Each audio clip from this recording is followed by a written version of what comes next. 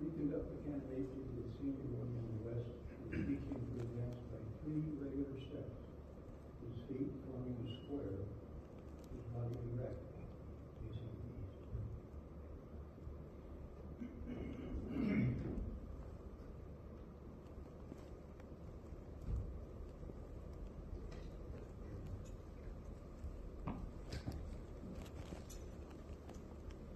Brother Senior Warden, it is the order of the Worshipful Master that you teach our candidate to advance 3 regular steps. His feet forming a square, body erect, facing the east.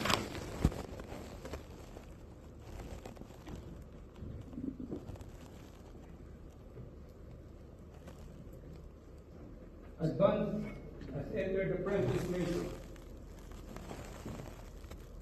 Give the true guard and sign of that degree.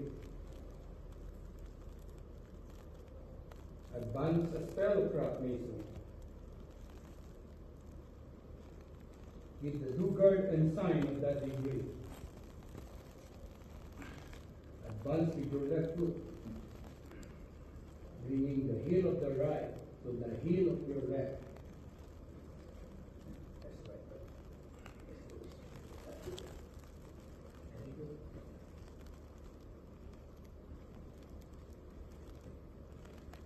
Your body erect.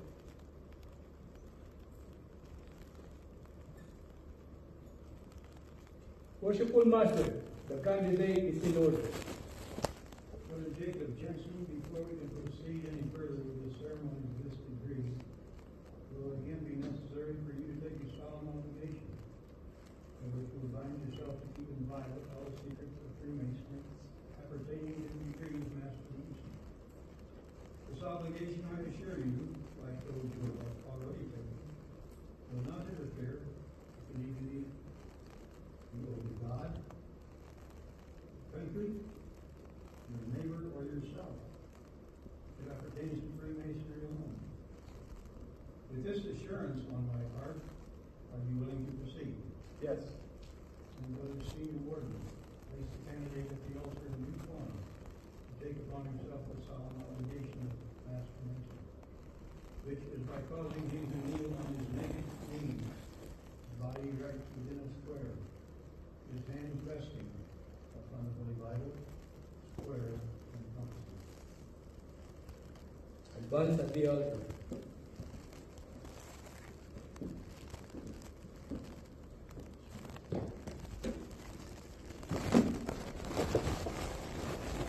Kneel on your naked knees. Body erect within the square. Your hands resting upon the Holy Bible, square and compasses. Worshipful Master, the candidate is in due form.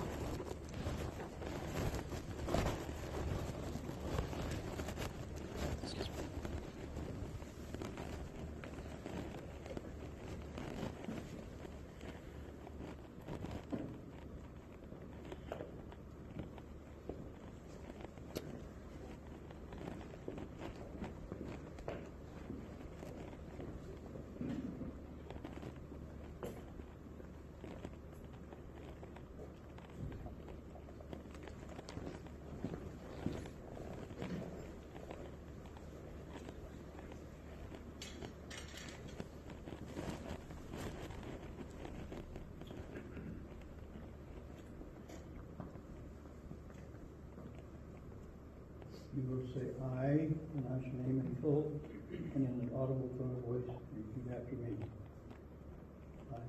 I, Jacob Jensen, Of my own free will and accord, of my own free will and accord, in the presence of God, in the presence of God, and this worshipful lodge of Master Masons, in this worshipful lodge of Master Masons, erected to him directed to him and dedicated and dedicated to the Holy Saints John, to the Holy Saints John, do hereby do hereby and hereon and hereon solemnly and sincerely promise and swear, in addition to my former obligations, in addition to my former obligations, that I will always hail, forever conceal, and never reveal never reveal any of the secret arts, parts, or points any of the secret arts, parts, or points of the hidden mysteries of Freemasonry of the hidden mysteries of Freemasonry appertaining to the degree appertaining to the degree of Master Mason, of Master Mason, to any person to any person under the canopy of heaven, under the canopy of heaven, except it be except it be to a true and lawful brother of this degree, to a true and lawful brother of this degree, or within the body or within the body of a just of a just and legally constituted lodge and legally constituted lodge of Master Mason, of Master Masons, and neither unto him nor them, and neither unto him nor them, till after strict trial, until after strict trial, to examination, or lawful information, I shall have found him or them I shall have found him or them to be as justly entitled to the same to be as justly entitled to the same as I am myself. as I am myself.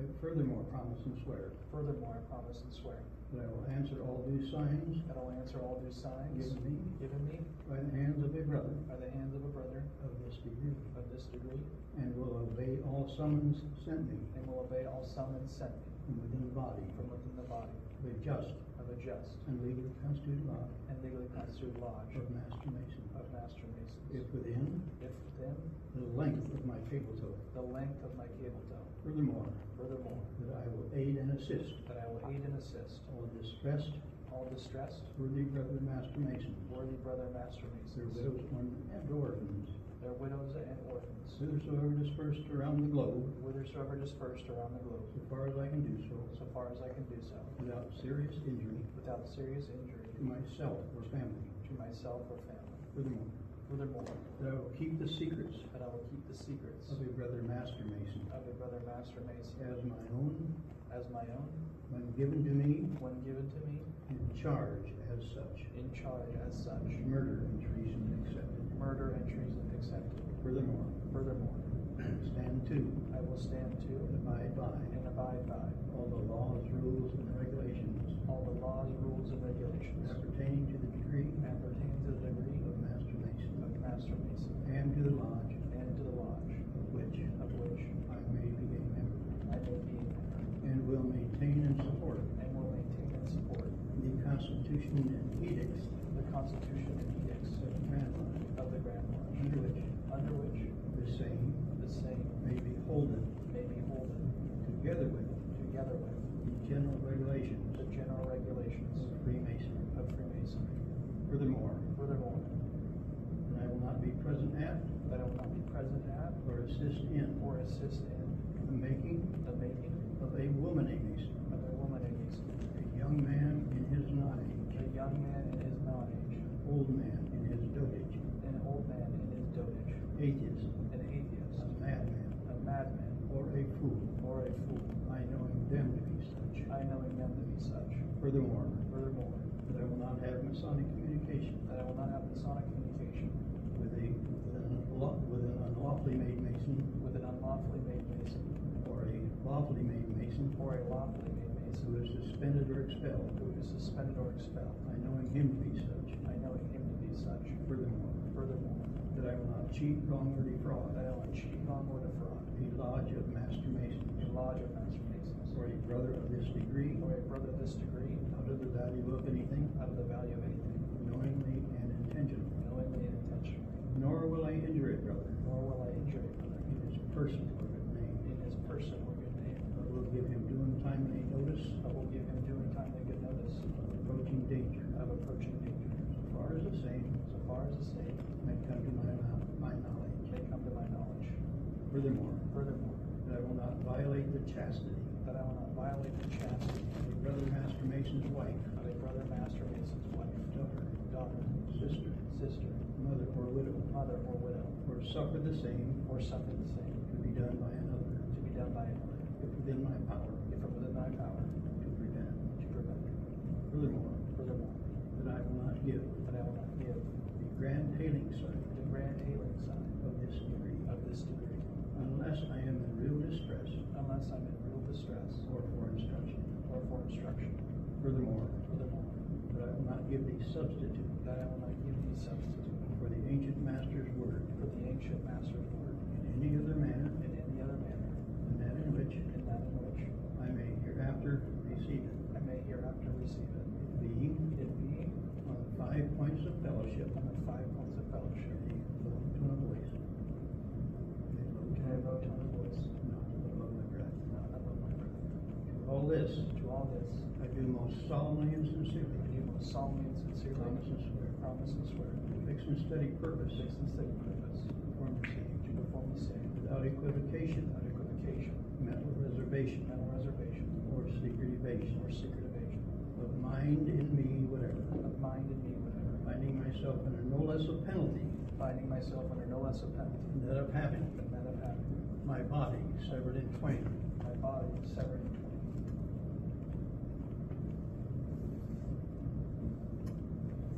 my bowels taken thence, My bowels taken thence and burned to ashes, and burned to ashes, and the ashes cast and the ashes cast to the 4 winds of to heaven, the 4 winds of heaven, that no more remembrance that no more remembrance may be had of me may be had among men and masons forever. among men and masons forever.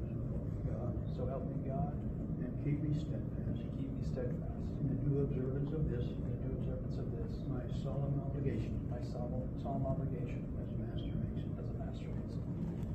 Now, at your hands, bow your head, and in token of your sincerity, kiss the Holy Bible on which you have been obligated.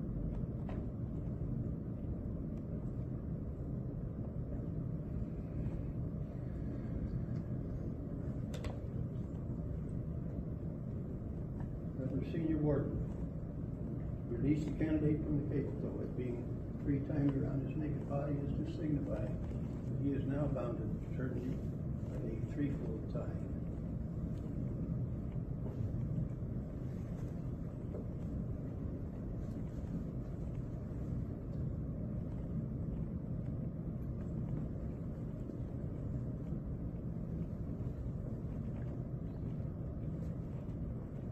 Being in a condition of darkness.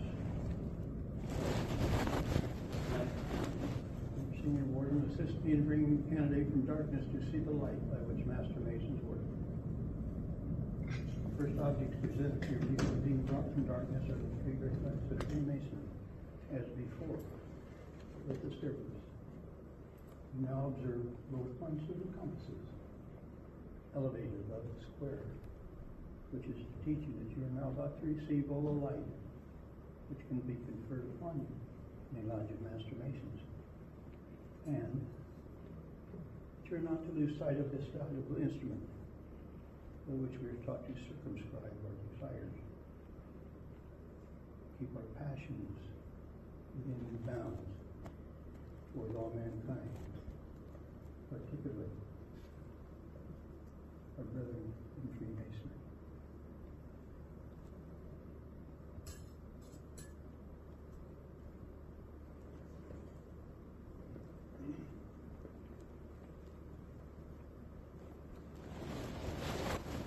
You now observe me as acting master of this lodge, approaching you from the east, under the due guard and sign of Master Mason. Entered apprentice masons, as you have already been informed, advance with their left foot, bring the heel of the right to the hollow of the left, their feet forming a right angle. Fellowcraft masons advance with their right foot, bring the heel of the left to the hollow of the right, their feet again forming a right angle. Master masons are taught to advance with their left foot, bring the heel of the right to the heel of the left, their feet forming a split. This is the due guard, and alludes to the manner in which your hands were placed when you took upon yourself the solemn obligation of Master Mason. And this is the sign, and alludes to the penalty of that obligation, of having your body severed in twain, and so forth.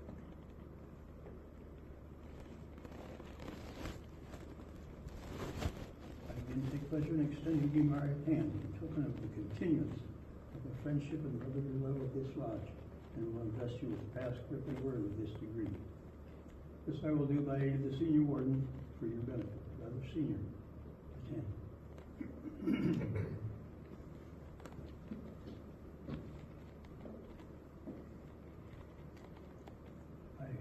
I conceal What do you conceal? all the secret of Freemasonry pertaining to the degree of Master Mason. What is this? A grade, Grip of what? a past grade of a Master Mason. Has it a name? It has. Give me. I did not receive it, neither I will so impart. But we will. I will celebrate with you. Again. Nay, begin you. Nay. Again. Bo, Two. K, game, Okay. Tubal K. The word is right. I greet you, my brother. Tubal Cain was the eighth man from Adam, the first artificer in metals. The brother of Jubal, the inventor of music. An account of both of whom you will find recorded in the fourth chapter of the book of Genesis. Arise. Go and salute the junior and senior orders. This is Master Mason.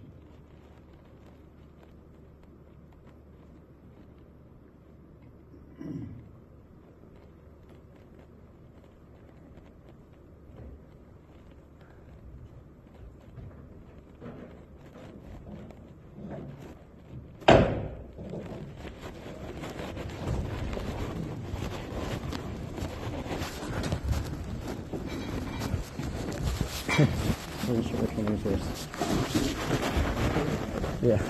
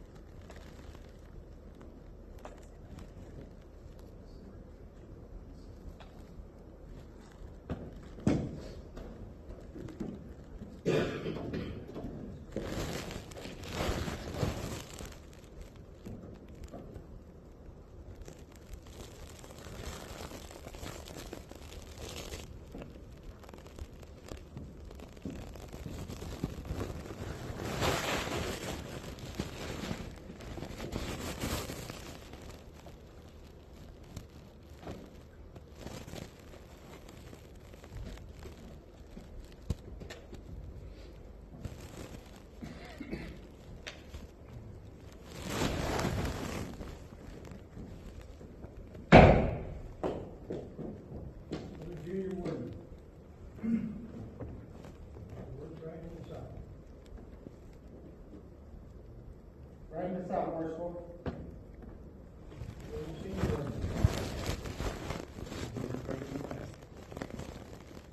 Right in the west, worshipful. Senior deacon. Conduct the candidate for the senior warden in the west will teach him the word of keeper. That's Master Mason.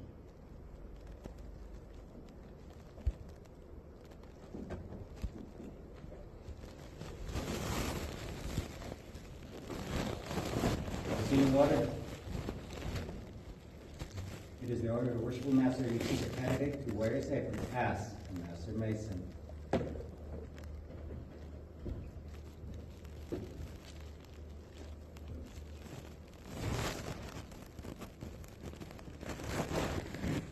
Masonic tradition informs us that in the building of King Solomon Temple, the crowd were designated by the manner in which they were their apron. And their apprentice, as you already been informed, were there with the top turned up. Fellow crowd with the top turned down and the left corner turned up with a form of triangle. Master Mason were as a mark of distinction. Master Mason were there. Master Mason as a mark of distinction and mark of the distinction were there with the left corner turned down in a form of square. You are now clothed as a Master Mason.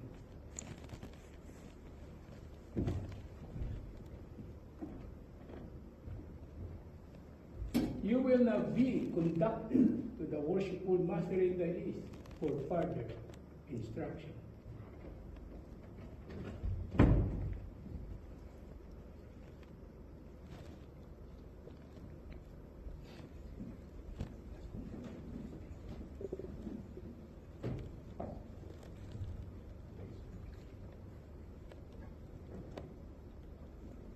pleasure of seeing you clad as Master Mason. I will now present you with all enemies of Freemason in this community, especially the trowel. The trowel is an instrument made use of by others that makes it discover cement, that unites the building into one common mass. We, as great accepted Masons, will talk use it for a noble and glorious purpose. The study of cement of brotherly love and affection. That's cement which unites us into one sacred band of society of brothers and brothers. No word, no contention to their positions, except that noble contention of brother and relation, who best can work and best agree. Sentiment and operation. Not doubting that you will make it a good use of it, as Master Mason has done in all ages before you.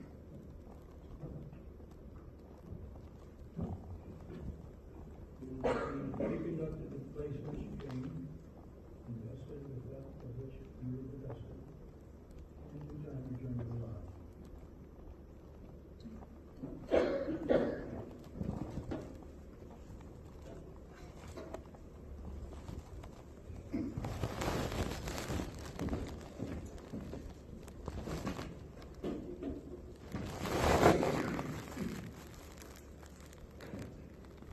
My brother is assigned to you or master upon entering or retiring from a lodge or organization, and on rising to address you, Mr. Lodge.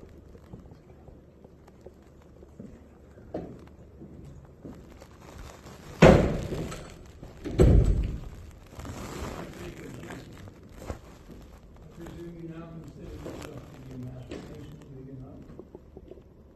Have you? It becomes my duty to inform you that you have not yet been entrusted with all the secrets of your keeping.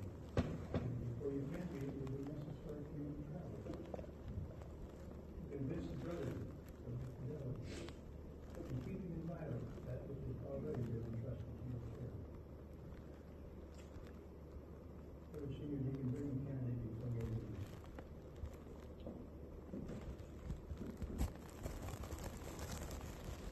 Should such be the case, it is forth. Hey, brother, it is presumed that you will be willing to lay down your life for the unselfish service of you.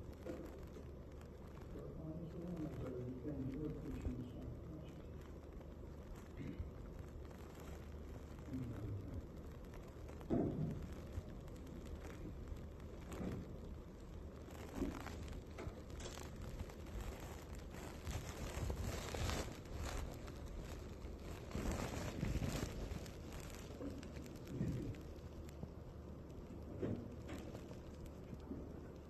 Brother Senior Deacon, retrieve the trowel.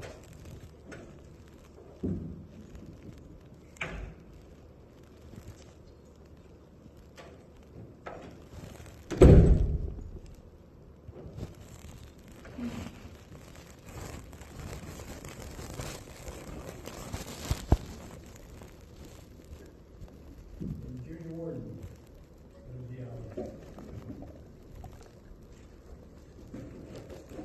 Item 12, Worshipful. Item 12, it is my will and pleasure that the Lodge of Master Mason be called for winter impression for the purpose of refreshment and to confer the second section of this degree. And called on again at the sound of the gavel knees.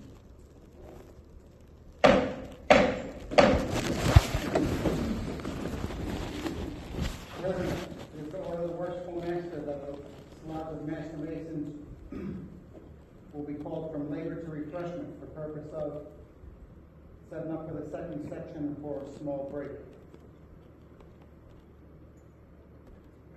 To be called again at the sound of the gavel and ease.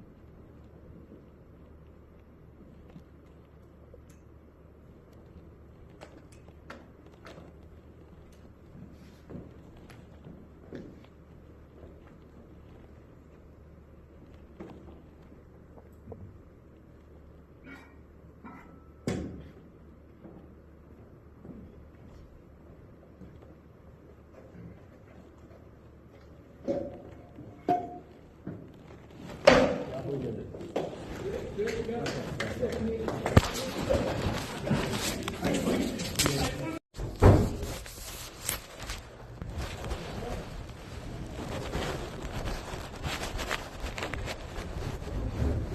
your pocket. It is already.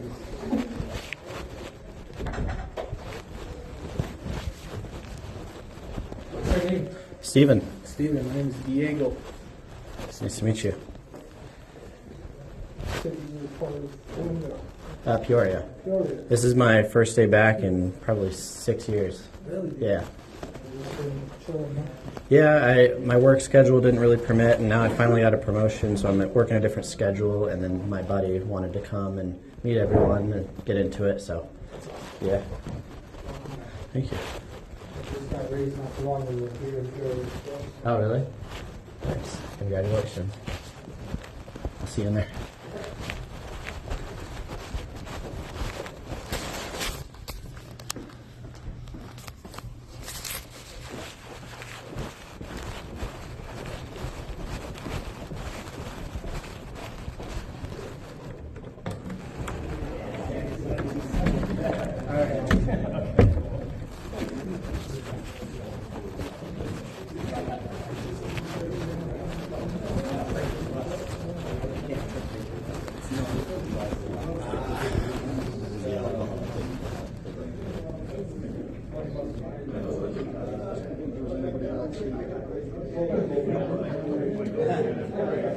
So I looked at one point I asked Aaron about or he took that pool last time. So then we just to see if the locations were right in front of us. And then like first of all clean up the next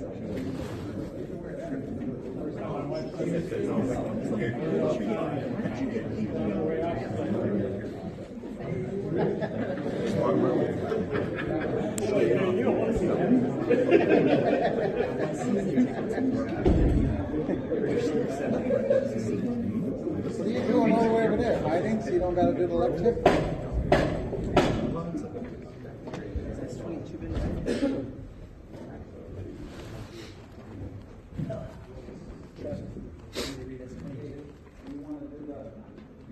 Yeah.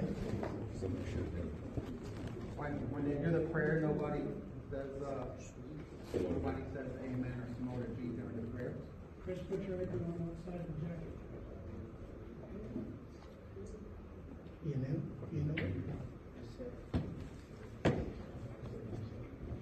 Whether you are not allowed to represent the mayor has to sign a bill. I will therefore address you with a rule such as was warned by that of Westminster News. Masonic tradition informs us that at the building of King Solomon's Temple, it was a daily custom. The Grand Master Hiram Witt at High 12 and the craft department to go into the temple and view the works, to see if any improvement could be made, either for strength or ornament. After which, he entered into the Sanctum Sanctorum, or Holy of Holies, to offer up his devotion to the ever-living God, and pray for wisdom necessary to enable him to do designs on the chessboard, whereby the craft might pursue their labors. And all of it being now before you. In humble imitation of that ancient custom, we will kneel for prayer. Almighty and eternal God, great architect and ruler of the universe, by whose created fiat all things first were made, we, the frail creatures of thy providence, humbly implore thee to pour down on the convocations assembled in thy holy name the continual dew of thy blessing. And we especially beseech thee to impart thy grace to this thy servant, who offers himself as a candidate to partake with us in mysteries of the Master.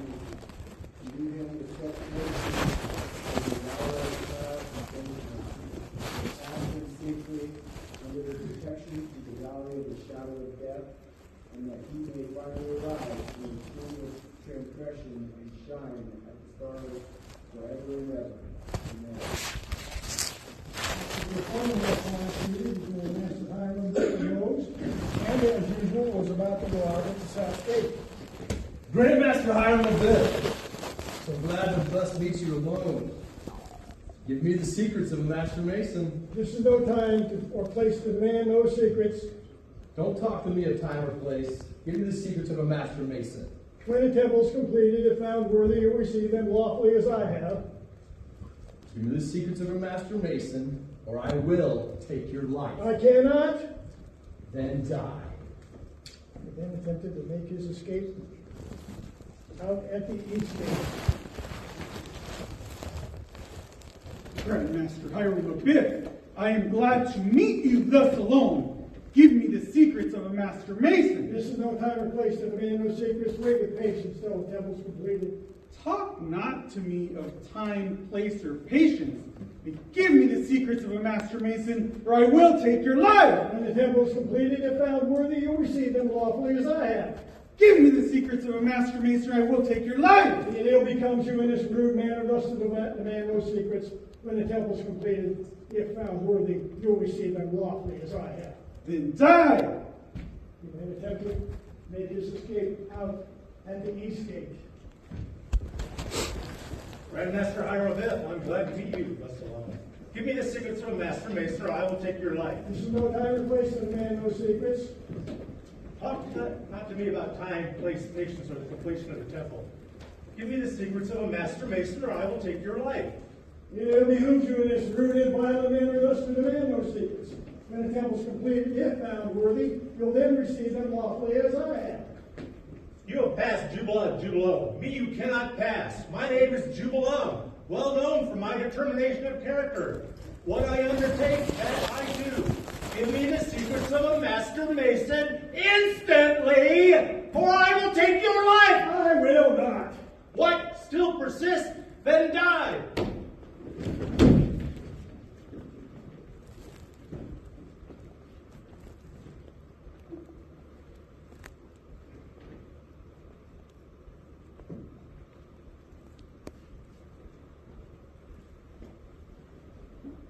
What horrid deed is this?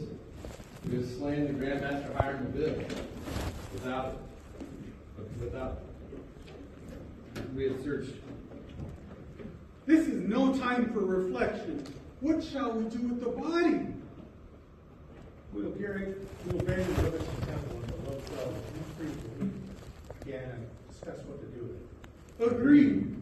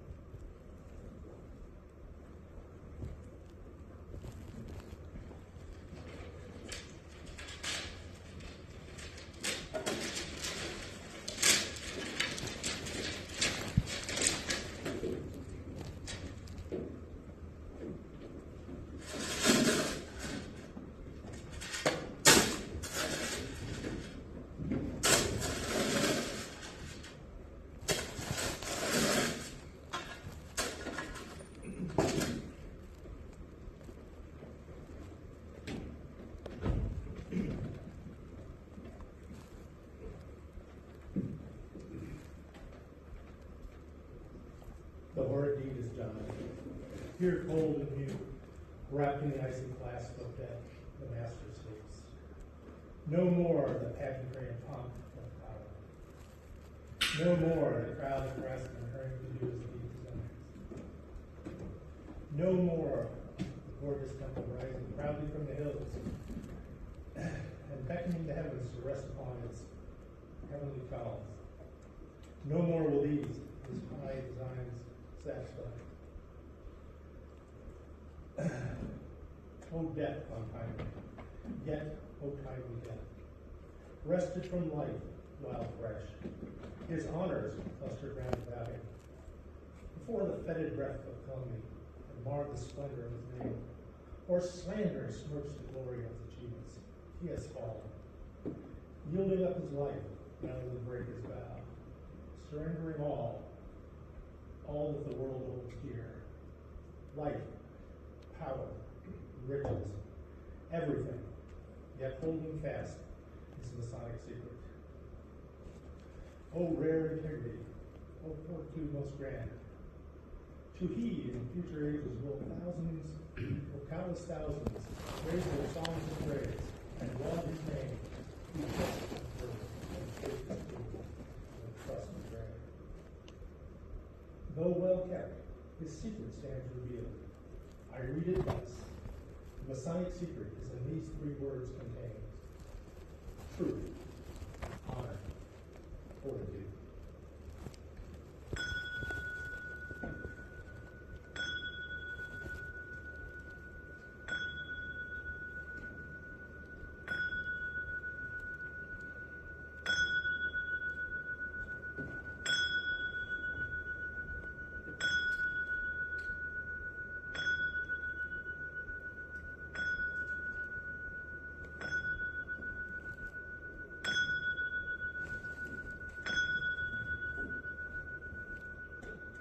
Low 12. The tuneful bell rings out the hour beat. Now must we haste away, bearing the heavy burden of our remorse. Yes, is that you two doing? Yes. Now what shall we do with the body? We will convey it to Western Manor from the temple and bury it in the brow of the hill to Mount Moriah, where I have been and prepared grave. Agreed.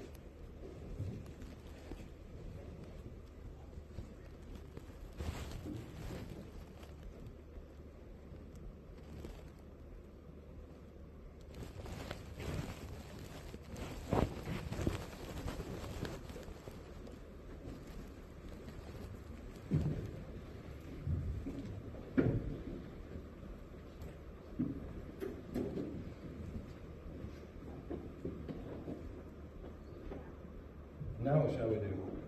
Let us make our escape out of the kingdom. We will travel by security along the coast towards Java and endeavor to attack. Agreed. But before we go, we will plant this sprig of acacia at the end of the grave, that should future occasion require, we ourselves may not spot. Agreed.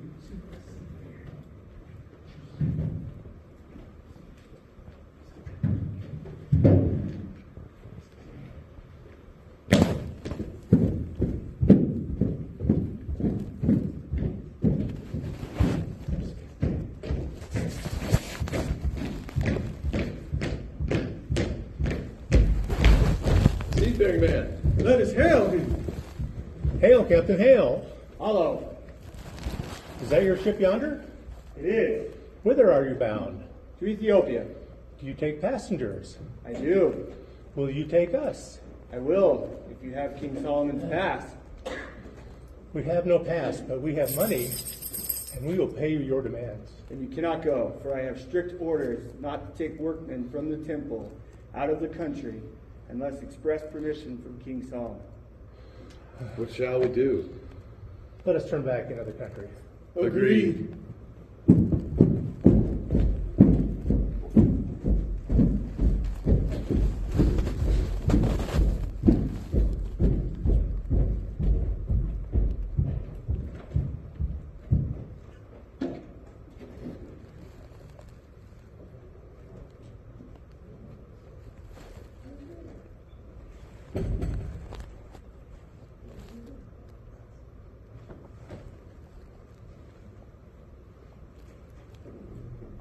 Why are you not at work today?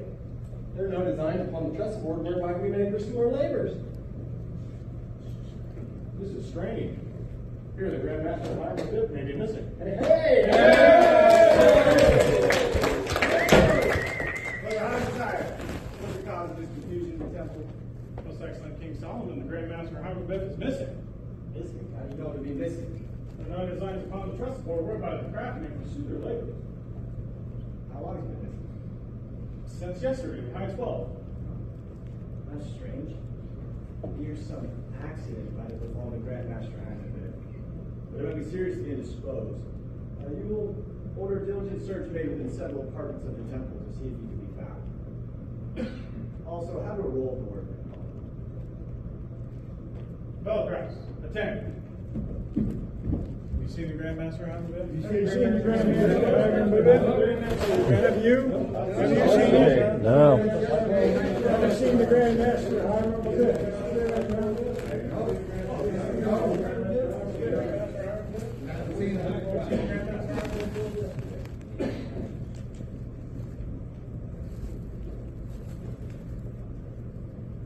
For the Grand Secretary, you will have a roll of the workman call. Ascertain if any are missing. If so, then an embargo will be placed on all shipping, so that no one may leave the realm without a royal passport. Daniel, Here. Malachi, Ready? Jacob, Yeah. Jubala, No. Jubala, Jubala, Reuben, Here. Judah, Present. Levi, Jubalo, Jubalo, Jubalo, Micah, Here. Ephraim, Yes, sir. Ezra, Jubilam, Jubilam, Jubilam, Joseph, Yeah. Ishmael, Here. Isaiah,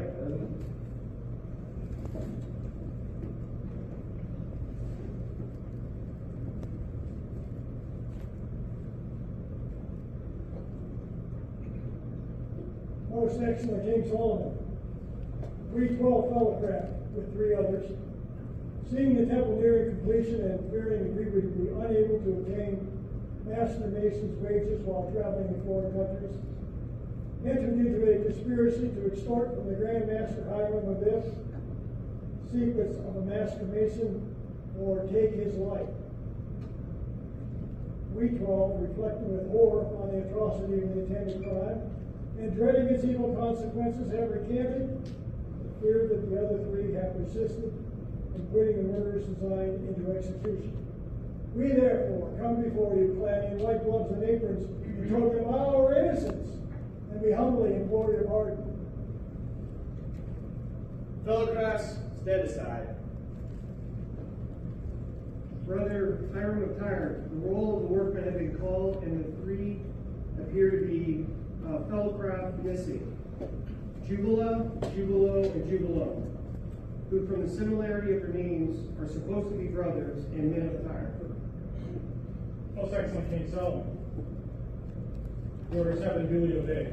Diligent search was made without effect, but upon calling the roll, there appear to be 3 fellowcrafts missing, namely Jubala, Jubalo, and Jubalam. From the similarities of name, supposed to be brothers.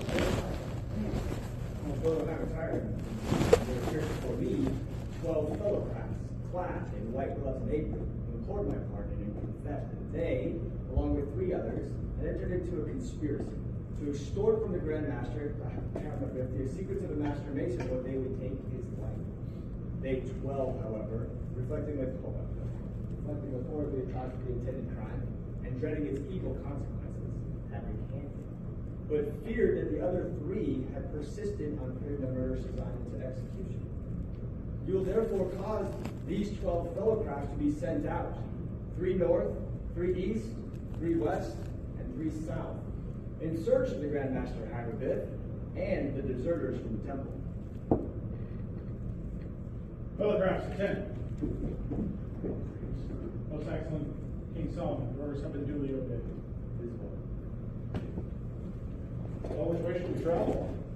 I propose we travel along the shore towards Joppa. We travel. There goes a wayfarer man. Buenos Hello.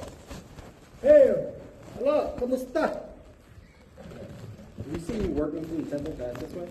I have 3 who were endeavoring passage to Ethiopia, but not having able to obtain one, turned back in the country. These must be the 3 of whom we're in search. What shall we do? I propose we return to the temple and report this intelligence to King Solomon. Agreed? Agreed.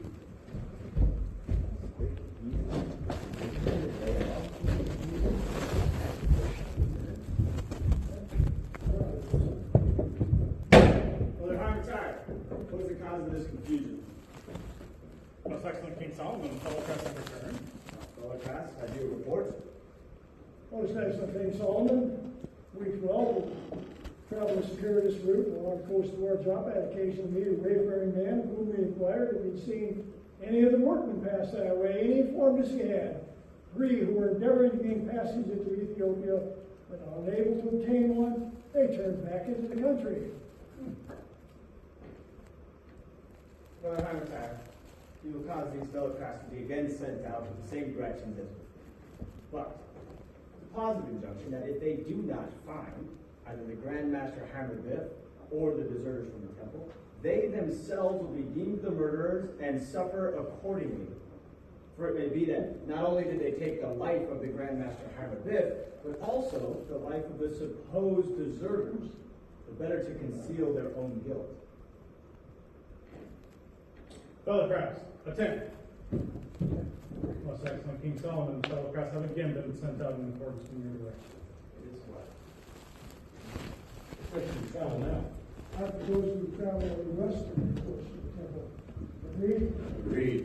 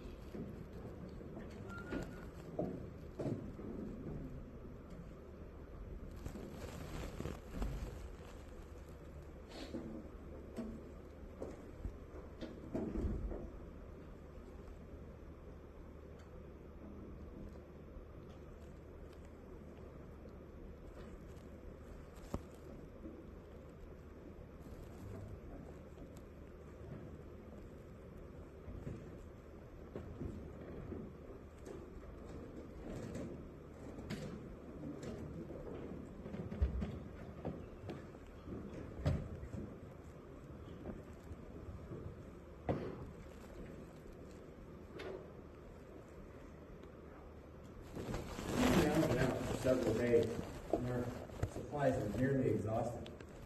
I'm weary and worn out. What shall we do? I propose that we return to the temple, and if our brethren who were sent out in different directions, but met with no greater success, that we give ourselves up and suffer the penalty. Agreed? Agreed. But hold, let us separate and yet keep within hailing distance. Should any discoveries be made, we could communicate with one another. Agreed. I am weary and worn out. I will rest and refresh myself. This is the result of evil companionship. Had I remembered the lessons taught me in my youth, I'd now be among the workmen in the temple, honored and respected. Instead, I'm an outcast and in disgrace. Well, my brothers are nearly out of sight. I must arise and pursue my journey. This freemason will assist me to arrive. What? So easily giving way? Hail, brothers! Hail, brother. What discoveries have you made? Upon ascending this hill, I being weary and wore out, I sat down to rest and refresh myself, and upon attempting to arise, I caught hold of that sprig of vacation, which easily giving way excited my suspicions. Whereupon I hailed you. The earth has been recently removed. It has the appearance of a grave. Oh, that my throat be cut from ear to ear, my tongue be torn from its roots, buried in the rough sands of the sea, cable toes length from shore, where the rough tides will tide ever regularly as it flows. Here I had consented to the death of a great man, highest great man in the Let my left breast open, my heart taken thence, and given as a prey to the beasts of the field, and the wolves of the air. For I have consented in death of such great a man as the Grand Master Hiram Abib. That sounds like another of the deserters. Yeah. Jubala and Jubilado, I am more guilty than you both. It was I who struck the fatal blow. It was I who killed him. Oh, that my body had been set in flame, my bowels taken thence and burned to ash, and those ashes cast to the four winds of heaven, that no more remembrance may be had of me among men and masons forever. Ere I had killed so good and great a man as the Grand Master Hiram. That's the voice of Jubilee. What should we do? Let us rush upon, seize, bind, and take them up to the west gate of the temple. Agreed. There they are, you know.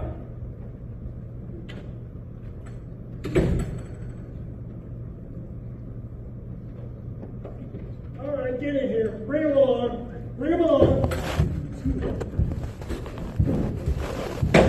Brother Hiram tired. Those are causes confusion among the crowd. Most excellent King Solomon, the fellow crafts have returned. Brother Cross, have you reports? Those next to King Solomon. We three telegraphed, traveled a westerly course from the temple, had occasion to ascend a hill, at the brow of which, I being more weary than the others, sat down to rest and refresh myself. And upon attempting to rise, I caught hold of a sprig of acacia, which easily giving way, excited my suspicions, whereupon I hailed my brother. And while consulting on the spot, the earth having been recently removed, and it having the appearance of a grave, we heard voices issuing from the cleft of the adjacent rocks, which we recognized as those of the deserters, each severally accusing each other and excusing themselves.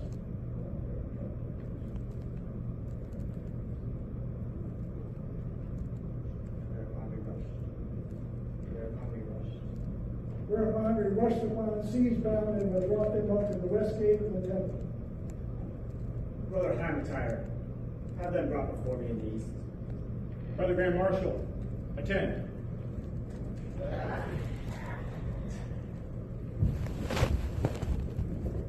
Ugly criminals.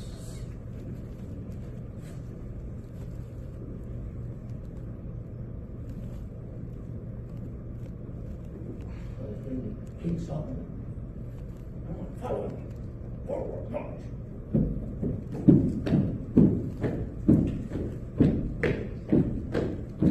Right turn.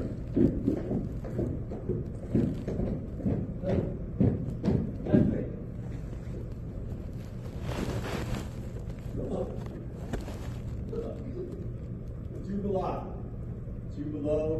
Jubilee. You stand here before me charged with the murder of the Grand Master Hiram Abib. What say you, Jubilee? Are you guilty or not guilty? Guilty, most excellent King Solomon. May my throat be cut from ear to ear, my tongue be torn from its roots, buried in the rough sands of the sea. The cable goes length from shore where the tide regularly ebbs and flows. What say you, Jubilee? Guilty or not guilty? Guilty, more guilty, most excellent King Solomon. Hold out my left breast and torn open my heart, taken thence, and given as a prey to the beasts of the field and vultures of the air. Jubilee, what say you? Guilty or not guilty? Guilty. More guilty. Most guilty. Most excellent King Solomon. I am more guilty than they both. It was I. It was I. Oh, that my body had been severed in twain. My bowels taken thence and burned to ash. Those ashes cast to the four winds of heaven, that no more remembrance may be had of me among men and nations forever. Vile and envious wretches, thus to have imbrued your hands in innocent blood. Lift up your heads and receive your sentence. It is by my order that you be taken without the gates of the city, and there severally executed with the implications which have just fallen from your own mouth. Brother Hiram tired. See this, my order is duly executed. Brother Grand Marshal, attend. That face. Lord, look.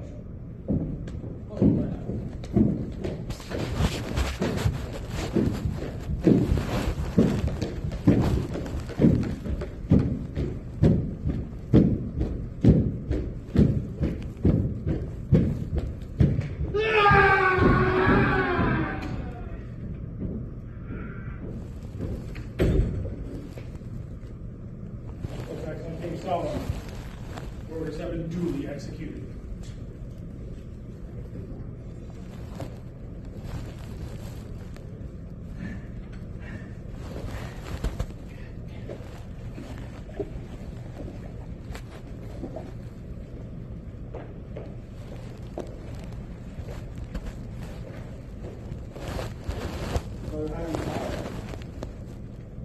You will cause these photographs to be sent to the place where the weary brother sat down to rest and refresh himself, to seek for the body of the Grand Master Heimer Biff, and if found, to search diligently on and about it for the secrets of the Master Mason, or a key thereto. Photographs, attend.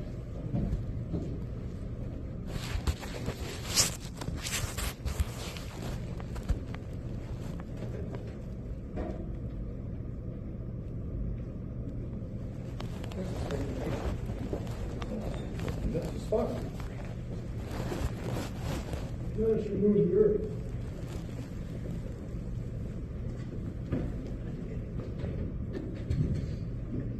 Realize the Body of the Grand Master Hiram Biff.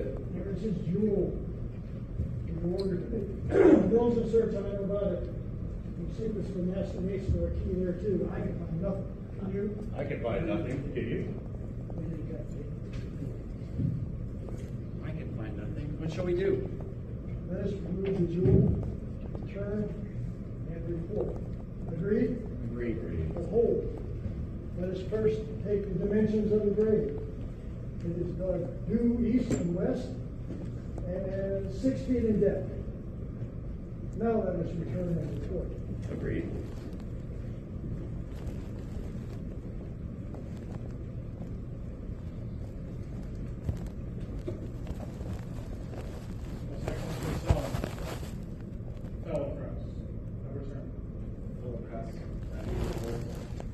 Section of King Solomon, we repaired to the spot where I sat down to rest and refresh myself. Now upon removing the earth found the body of the Grand Master Hiram Abiff in a grave dug due east and west and 6 feet in depth. Diligent search was made all over the body, but we were unable to find the secrets of the Master Mason or a key thereto. But this we did find, which I recognize as the jewel belonging to the Grand Master Hiram Abiff.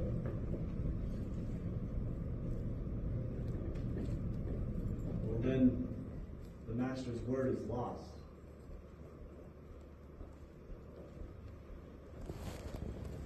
Brother Heimertine, take unto yourself suitable assistance and go with me to raise the body of the Grand Master Heimer Biff for a more decent. Brother Grand Marshal, form the procession in the east. Brother Stewart! Take the position.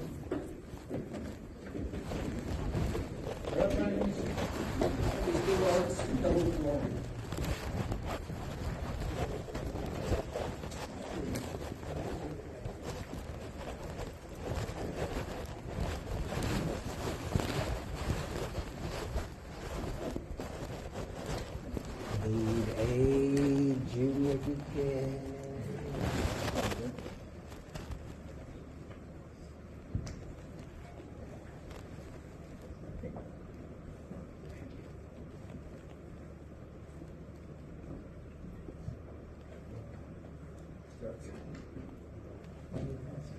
Long strides the funeral time, notes of our departing time, as we journey here below, through a pilgrimage of woe. Mortals now indulge a tear, for mortality is here. See how wide her trophies wave o'er the slum shores of the grave. Here another guest we bring, seraphs of celestial wing. To our funeral altar come, walk our friend and brother home. Lord of all, below, above, fill our souls with truth and love. As dissolves our earthly tie, take us to thy lodge on high.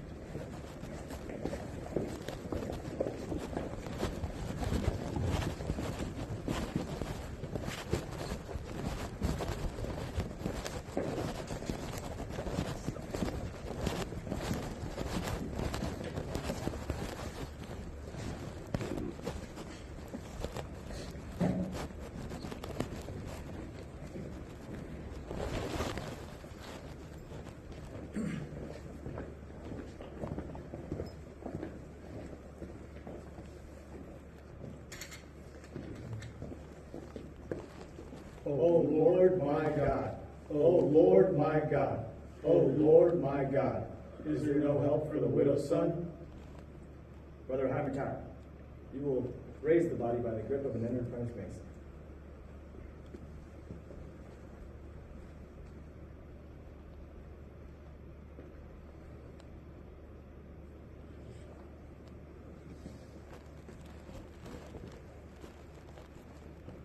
Most excellent King Solomon, the body cannot be so raised, owing to its advanced state of decomposition.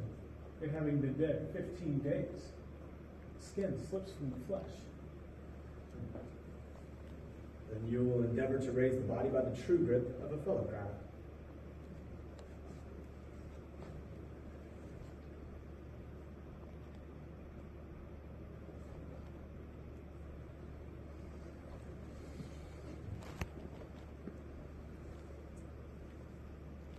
Most excellent King Solomon, for like reasons before, the body cannot be thus raised.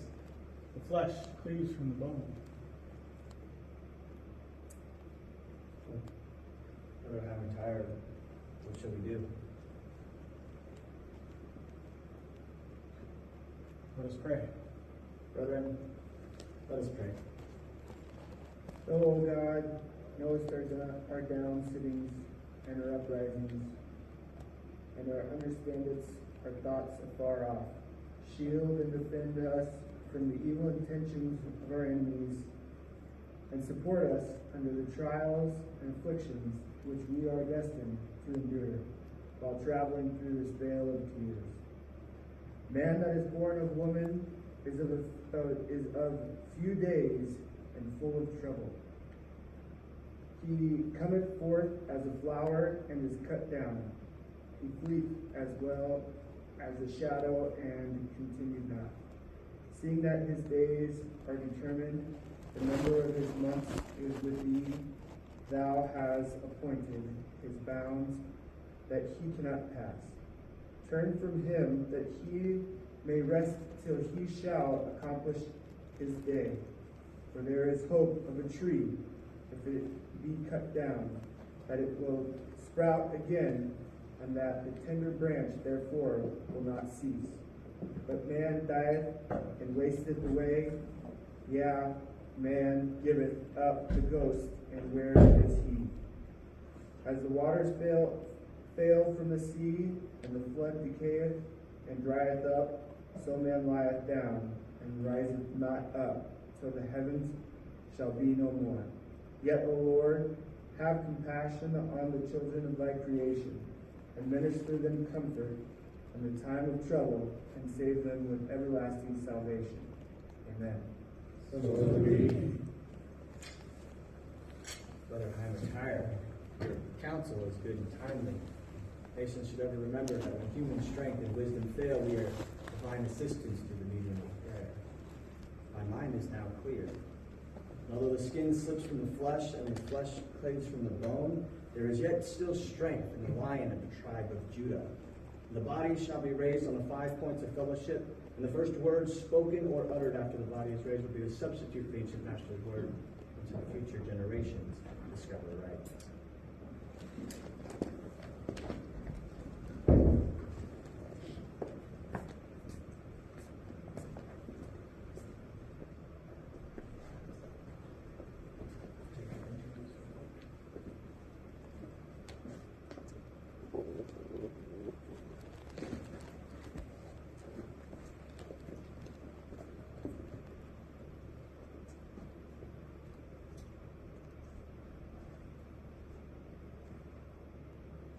My brother, is the word, which in your obligation you shall have sworn not to give in any other matter than that which you might thereafter receive it, and being on the 5 points of fellowship, and those in the ways of the 5 points of fellowship are foot to foot, knee to knee, breast to breast, hand to back, and mouth to ear. They're thus explained.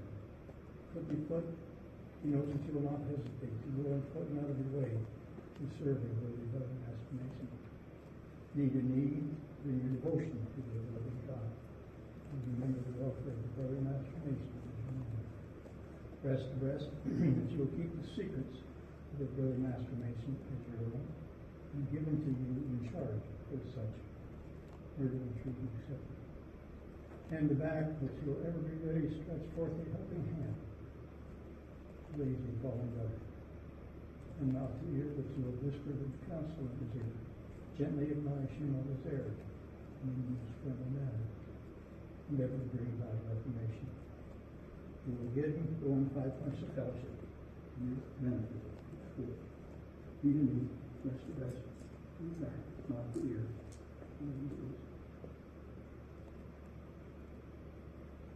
This, my brother, is a true grip of the Master Mason. It said the body of Grandmaster Hyman and death was raised from the grave. Since which time this has been adopted true grip of the Master Mason. There's a lecture appertaining to this degree which, when you are seated in a chair provided for you, Worship Brother Ario Mecker, proceed to pray.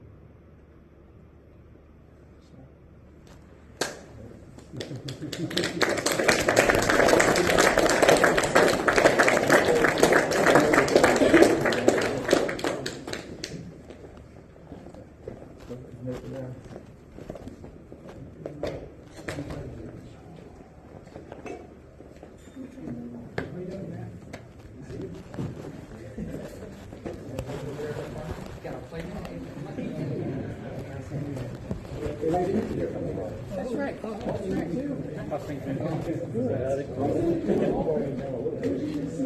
Congratulations. Congratulations. Hey, there you go. Hey, there you go. Master was coming. Congratulations. Appreciate it. Got out of that one. You got me nervous there.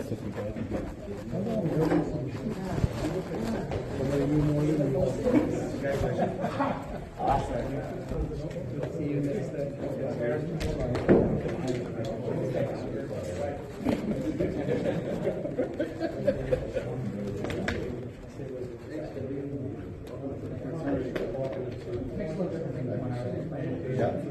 Well, yeah. The same.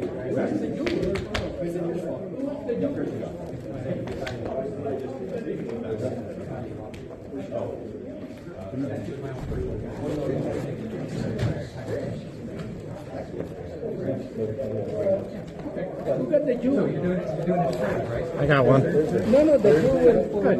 Oh. Live. Who got the jewel?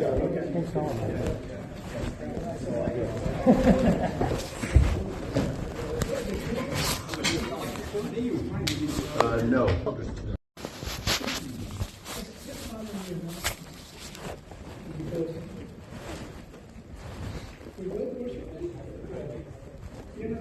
Congratulations for being part of the degree of transformation. What you will do when you are is the lecture is all about, but this time you can see what transpired on your journey to be a master mason. And by now hopefully you will appreciate. You went through first, second, and third degree for the brethren of the spoke to you. As you can see, there's no book. They're already reaching what they did. And you will hear a lot of, on my lecture, you will hear a lot of King Solomon, Aramotai, and Aramobet. Those are representing the worshiping master, senior warden, and the junior warden for your benefit. Okay? We read in the Holy Writings that was decreed in the wisdom council of DP aforetime that a house should be built, erected to God, and dedicated to His holy name. We also learn from the same sacred source that David, king of Israel, desired to build a house. But that consequence of his reign, having been of many wars and much bloodshed, that distinguished privilege was denied him. He was not, however, left without hope, for God promised him that out of his loins there should be a man who will be adequate to the performance of sovereign and glorious undertaking. That promise was verified in the person and character of Solomon, his son, who ascended the throne. And after David was gathered to his father, dwelt over Israel at that time when the great Jewish historian into life. Peace and tranquility pervaded the world, and all eyes seemed to be directed towards Jerusalem, at least to witness the splendid display of the wisdom of Solomon. About this time, King Solomon received a congratulatory letter from Hiram, king of Tyre, desired him to participate in the small degree, at least in the rich honor revealed him to be clustering around his throne. And his reciprocation with the Hiram of Tyre, King Solomon desired him to participate, well skilled in the art and science. And his attention was directed to Hiram, the widow son from the tribe of Naphtali. And King Solomon sent Haramabeth brought out of Tyre. When the preliminary arrangement for the erection of the temple was completed, it was commenced in the 4th year of the reign of King Solomon, under the auspices of 3 grand masters: Solomon, king of Israel, Hiram, king of Tyre, and Haramabeth, the widow son, but more immediate inspection of Haramabeth, who was the architect of the work. We have this evening, my brother, represented a tragedy which Masonic tradition informs us actually took place when the temple was nearing its completion, and which resulted in the death of the Grand Master, Haramabeth. His death is premeditated, and the circumstances were attending as were as follows. 15 fellow crafts, seeing the temple was nearing its completion, fearing that they would not be able to obtain master mason wages while traveling in the foreign country, entered into conspiracy to extort from the Grand Master Haramabeth the secret of master mason, or take his life. 12 of them, however, reflecting with horror upon the atrocity of the intended crime, dreading its evil consequence, had recanted. But the other 3, named Jubalo, and Jubala, being more hardly believing, persisted in putting putting the murderous design into execution. They accordingly stationed themselves at the south, west, and east gates of the temple at high 12, knowing it to be the daily custom of the Grand Master Hiram of it when the crowd were called from labor to refreshment to go into the temple to view the work, to see if any improvement could be made, either from strength or ornament. After which he entered the sanctuary or holy of holies to open up his devotion to the ever-living God and pray for wisdom necessary to enable him to draw design upon the classical. After performing the pious duty, the Grand Master Hiram of that, as usual, was to go up at the south gate, which he found closely guarded by Jubala, who tried to murder him, the secret of a master Mason or his mistake life. And upon the third refusal, he swore him across the throat with a painful in his gate. He then attempted to pass out at the west gate. He found more closely guarded by Jubalo, who also tried to manage with him the secret of a master Mason, or he would take his life. And upon the third refusal, he smote him upon the left breast with an angle of his square. He then endeavored to make his escape out at the east gate, which he found more closely guarded by Jubalo, who, seeing the ill success of his brother, determined that he would not pass him by without accomplishment with moral purpose. He therefore prayed several times, demanded of him a secret of a master Mason, or he would take his life. And upon the third refusal, he smote him on the head and fell his death at his feet. They buried the body in the rabbits of the temple, and agreed to meet again at 12, which is 12 at night or midnight, and consult what further to do with it. They made agreeable appointment, conveyed the body a westerly course from the temple, and buried at the broad by hill in Mummeroy, and planted his place of acacia at the head of the grave. That future occasion required, they themselves might know this path. They then traveled a security route along the coast toward Java to endeavor to gain passage into Ethiopia, but not being able to obtain one, turned back into the country and secreted themselves in the cave near the place where they had buried the body. On the following day, King Solomon entered the temple, and finding the crowd in the utmost confusion, demanded of Hiram the cause, who informed him that the Grand Master Hiram of it is missing. King Solomon inquired how he knew he was missing, and learned there's no new design upon the trusser board, whereby the crowd may pursue their labor. He then inquired how long he has been missing, and was informed since the day before at high 12. King Solomon remarks that this is strange, that if there's some accident had befallen the Grand Master Hiram of it, or at least he might be seriously indisposed. And ordered diligent search to be made in several apartments of the temple to see if it could be found, and also have the roll of the workmen called. His order was duly obeyed. Diligent search was made without effect, but upon following the road, they had appeared 3 fellow craft missing, namely Jubalo,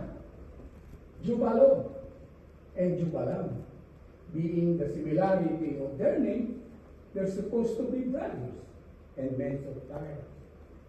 King Solomon then informed Hiram, king of Tyre, that in the meantime, they had appeared before him 12 fellow craft, clad with white gloves and aprons, in token of their innocence, who informed his pardon and confessed that they with 3 others, fearing that they would not be able to obtain master mason wages while traveling in the foreign country, entered into conspiracy to extort from the Grand Master Hiram of it the secret of a master mason, or take his life. 12 of them, however, reflecting with horror upon the atrocity of the intended crime, pleading in civil consequence had recanted, but the other 3 persisted in putting the murderous pair into execution. King Solomon then ordered these 12 fellow craft to be sent out, 3 north, 3 west, 3 east, and 3 south, in search of the Grand Master Hiram of it and the deserter from the temple. The 3 who traveled along the coast toward Joppa met a wayfaring man of whom they inquired if they have seen any workmen from the temple pass this way. He informed them he has. 3 who were endeavoring to gain passage into Ethiopia, but not being able to obtain one, turned back to the country. The fellow craft returned to the temple and reported this intelligence to King Solomon, who thereupon ordered the fellow craft to be again sent out with the same direction as before, but with a positive injunction that if they did not find either the Grand Master Hiram of it or the deserter from the temple, they themselves would be deemed the murderer and suffer accordingly. For it may be, he added, that they have not only taken the life of the Grand Master Hiram of it, but also the life of the supposed deserter, the bearer to conceal their own guilt. The fellow craft were again sent out in accordance with his direction. The 3 who traveled a westerly course from the temple had occasion to assail of a hill of a rock, of which one of them, more weary than the other, sat down to rest and refresh himself.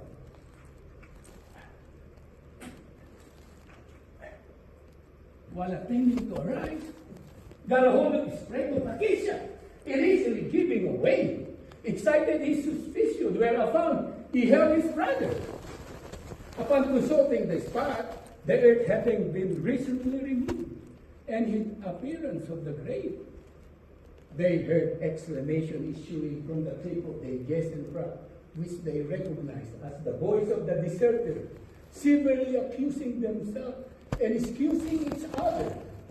Whereas they rushed upon seized, bound, and took them out at the west gate of the temple and brought before King Solomon in the east, where they confessed thy guilt, and were by his order taken up without the city and severely executed in accordance with the imprecation which has just quoted from their own mouth. King Solomon then ordered the fellow craft where the weary brother sat down to rest and refresh himself, to seek for the body of the Grand Master Hiram of it. And he found to search diligently all in a hurry for the secret of a master mason or a key thereto. The fellow craft repaired to the spot, and upon removing the earth, found the body of the Grand Master Hiram of it in the grave, dug due east and west, and 6 feet in depth. Diligent search was made only the body for the secret of a master mason or a key thereto, but they did not find the secret. But they did find the jewel worn by the Grand Master Hiram of it. Upon this intelligence being communicated to King Solomon, he exclaimed, "Then the mastered word is lost." Which might seem to imply to you, my brother, that no one but the Grand Master Hiram of it possessed the word. Such, however, was not the case. Masonic tradition informs us that in the building of King Solomon, there were 3 Grand Masters: Solomon, king of Israel, Hiram, king of Tyre, and Aram of it, who entered into a solemn covenant not to give the secret of a master mason when assailed by the ruffian, choosing rather to lie down his life than to forfeit his integrity. For that alone, my brother, is well worthy of imitation. Grand Master King Solomon ordered Hiram, king of Tyre, to take unto himself suitable assistant and go with him to raise the body of the Grand Master Hiram of it.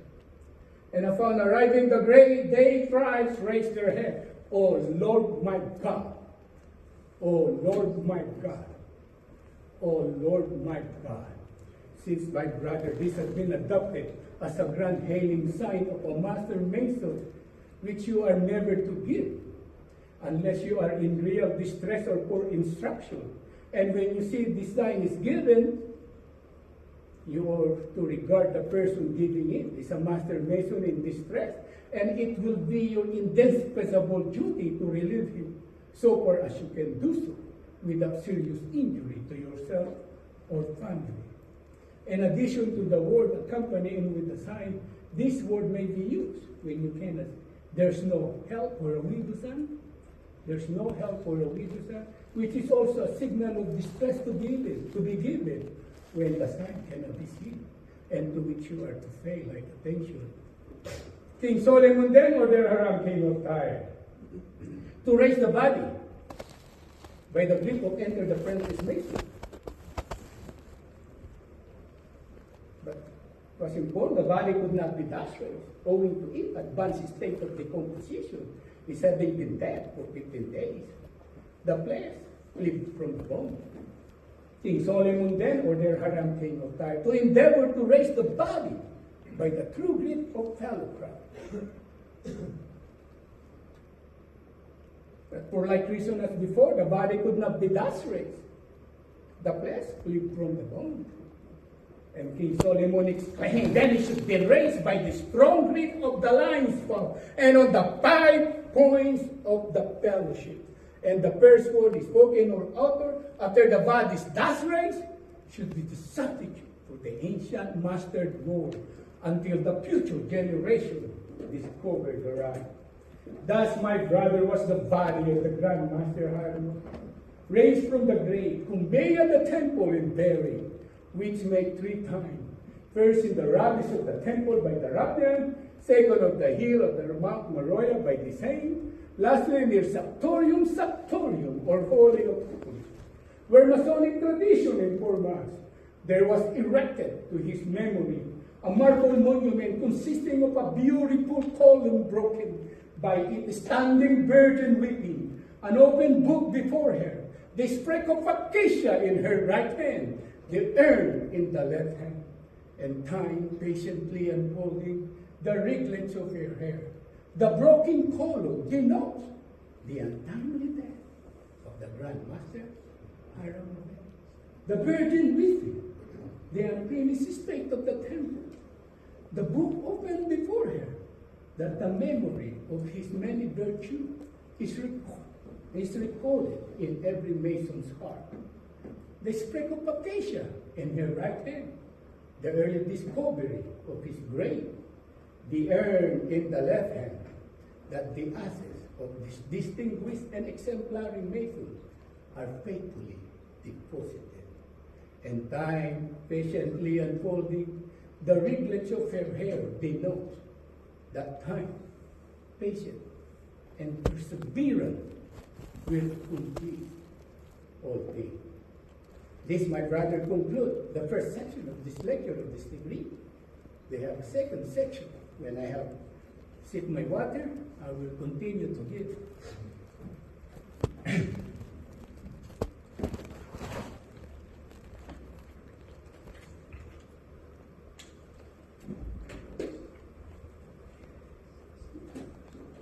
The third section illustrates certain hierarchical emblems, well calculated to increase talent and promote virtue. In it, many particulars related to the building of King Solomon's temple are noticed. The famous fabric, as I before informed you, was commenced in the 4th year of the reign of King Solomon on the 2nd day of the month. Being on the 2nd day of the sacred year, it was located on Mount Moriah, near the place. So Mount Moriah, where Abraham was about to offer his son Isaac, and where they did meet in a feast, the destroying angel. It was supported by 1,453 columns, 2,600 pilasters, all new from the finest Syrian marble. They were employing it, erection, 3 grand masters, 3,300 master or overseer of the work, 80,000 fellowcraft or hearer in the mountain, 70,000 entered apprentice or barrier or border, when also classed and arranged by the wisdom of Solomon that neither invade, discord, confusion, or suffer to interrupt or disturb the peace and good fellowship among the workmen, except in the single instant which we have this evening represented, and which resulted in the death of the Grand Master Hiram of it. A starting evidence of interposition of divine providence were informed by the great Jewish historian Josephus, that although more than 7 years were occupied in its building, yet it did not rain in the daytime, but in the night season only, that the workmen might not be obstructed from their labor. We also learn from the same sacred source that we did not hear a sound of axe, hammer, or any tools of iron in the house while it was building is being put together in the manner described to you in the preceding degree. Enter the apprentice mason assembled in the ground floor of King Solomon's temple. Their lodges consisted of not less than 7. One master, the others entered the apprentice. Fellow craft held their meeting in the middle chamber. Their lodges consisted of not less than 5. 2 master, the others fellow craft. Master mason meet in the sacrum sanctorium or holy of holies. Their lodges consisted of 3 master masons. Master mason now with that said to be supported by 3 great pillars dominating wisdom, strength, and beauty. They should be wisdom to construct, strength to support, and beauty to adorn all great and important undertaking. The pillar of wisdom is said to represent Solomon, king of Israel, as by his wisdom the mighty edifice which erected, which immortalized his name. The pillar of strength is said to represent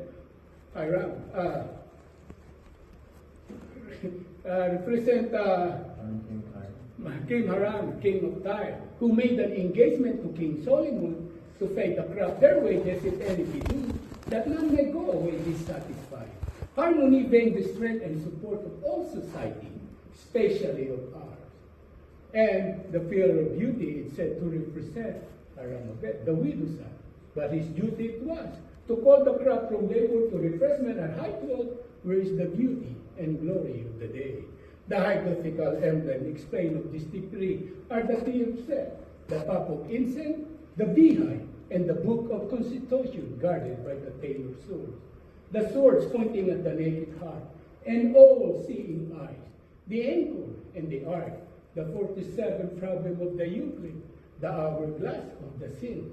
The explanation of these 8 classes is to be found in every various monitor, which have from time to time being adopted by the fraternity, and it's hoped that you will soon make yourself familiar.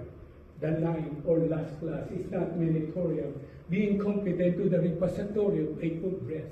It consists of the setting mold, the space, the coffin, and the sprig of acacia. The first 3 are emblem of mortality. The last is an emblem of immortality. By the setting mold, we are reminded of that, with the Grand Master Hiram Bet was his name. By the coffin of that, which dug his grave, and by the spade of that, which dug his grave, and by the coffin of that, which received his remains. These to the rational thinking mind are calculated to produce serious melancholy and reflection. But when we look forward to the sprig of acacia, which budded and bloomed at the head of his grave, we are reminded to the immortal part, the spirit or soul of man, which will live when time shall be no more. It is the inspiration of that great divinity whom we adore, and bears the nearest resemblance or affinity to that supreme intelligence which perverts all nature, which will never, never, never die. Hence, my brother, how important it is that we should imitate the Grand Master Hiram of it and his inflexible fidelity to his trust, that maybe we prepare death, not as a great tyrant, but as a kind messenger to translate us from this imperfect to that all-perfect, glorious celestial lands above, where the supreme Grand Master of the universe forever preside. This, my brother, conclude the lecture of this degree. And worshipful Kerban will give you the charge.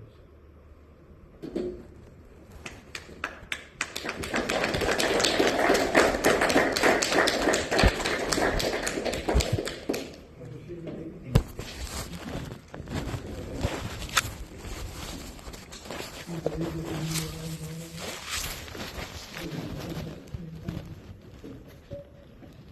have something here for you, brother.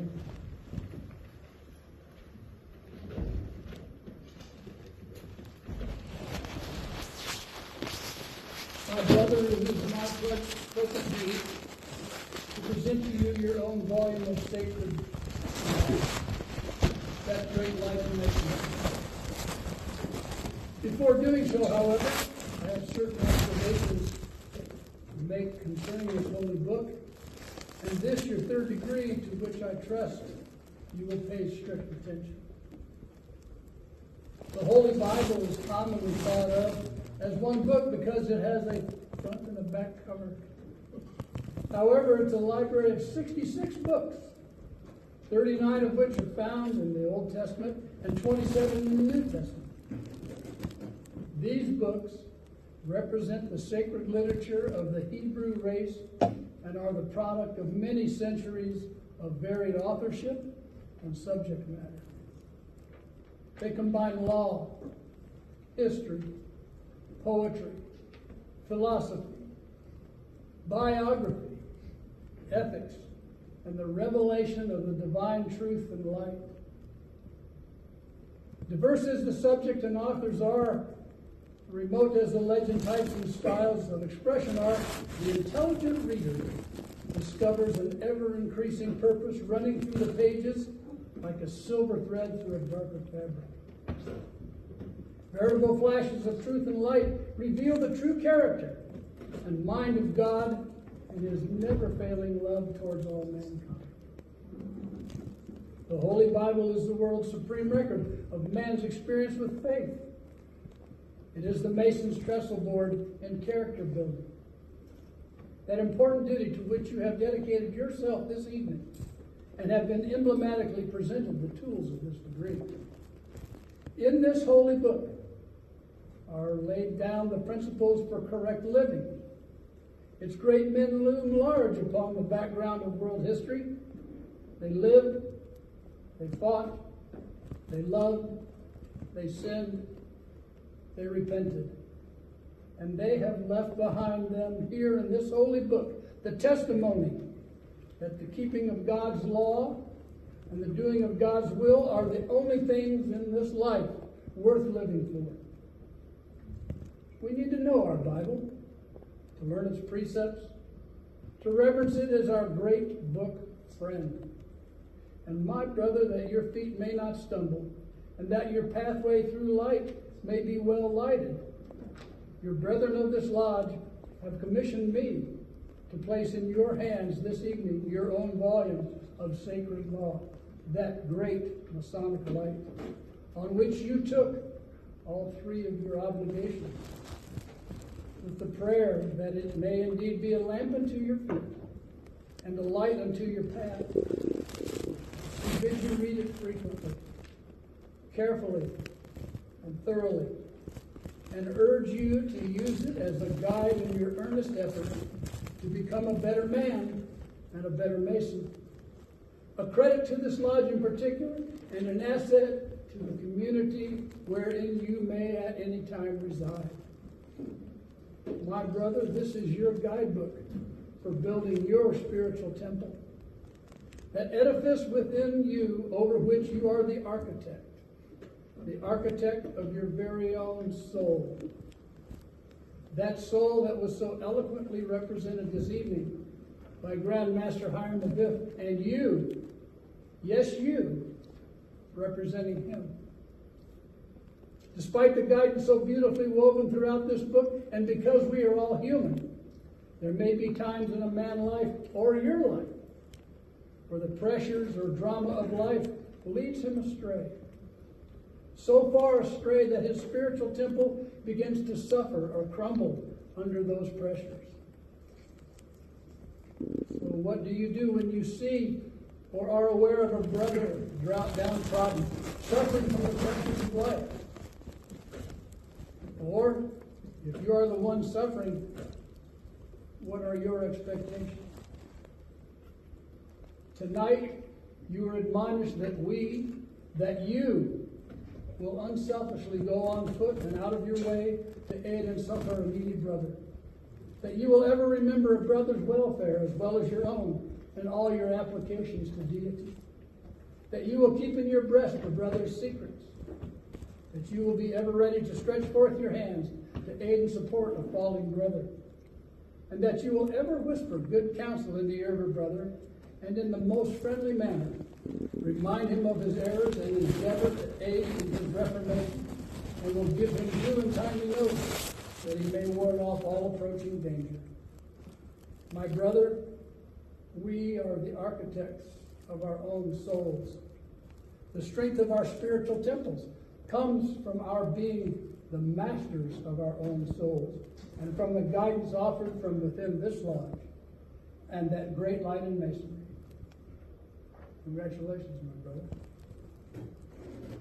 Now I'd like to tell you a little bit more about the book you hold in your hands. And I'd like you to keep this for reference because you need to memorize this later.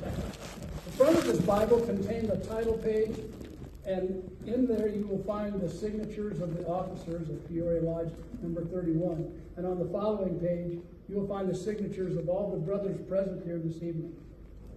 Further past that, you will find an opportunity to register your Masonic life should you choose to pursue the Scottish or the York Rite, or if you become involved in the Eastern Star.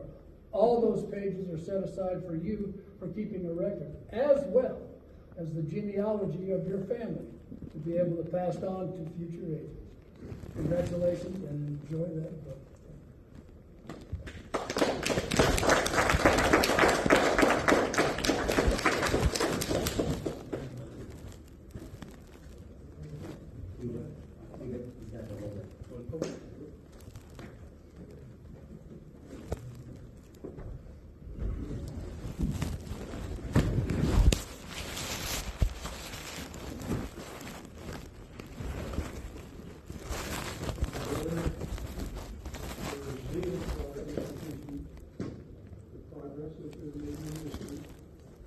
Your study conformity or useful regulations have pointed you out as a proper object for this conclusion of the conversation. You can honor around the life, find you to be faithful to every trust. Support the dignity of your character on all occasions, and strenuously to enforce by precept and example a steady obedience to the tenets of Freemasonry. Exemplary conduct on your part will convince the world that merit is a just right to offer. And on you on occasion not, and you are greatly discouraged. As a Master Mason, you are authorized to correct the irregularities of the less conformed brethren, to fortify their minds with resolution against the snares of the insidious, and to guard them against every allurement of vicious practices. To preserve unsullied the reputation of the fraternity ought to be your constant care, and therefore it becomes your province to caution the inexperienced against any breach of fidelity. To your inferiors in rank or office, you are to recommend obedience and submission. To your equals, courtesy and affability. And to your superiors, kindness and condescension. Universal benevolence you are zealously to inculcate by the regularity of your own conduct, and then to remove every aspersion against this venerable institution. Our ancient landmarks you are carefully to preserve and never to suffer them under the pretense to be infringed. You are never to countenance any deviation from our established customs. Your honor and reputation are concerned in supporting the dignity and respectable character which you now bear. Let no motive, therefore, make you swerve from your duty, violate your vows, or betray your trust. But be true and faithful and imitate the example of that celebrated artist whom you have this evening represented. Thus you will render yourself deserving of the honor which we have conferred, and be worthy of the confidence we have reposed in you. Brother Senior Deacon, you now perform the traveling charge.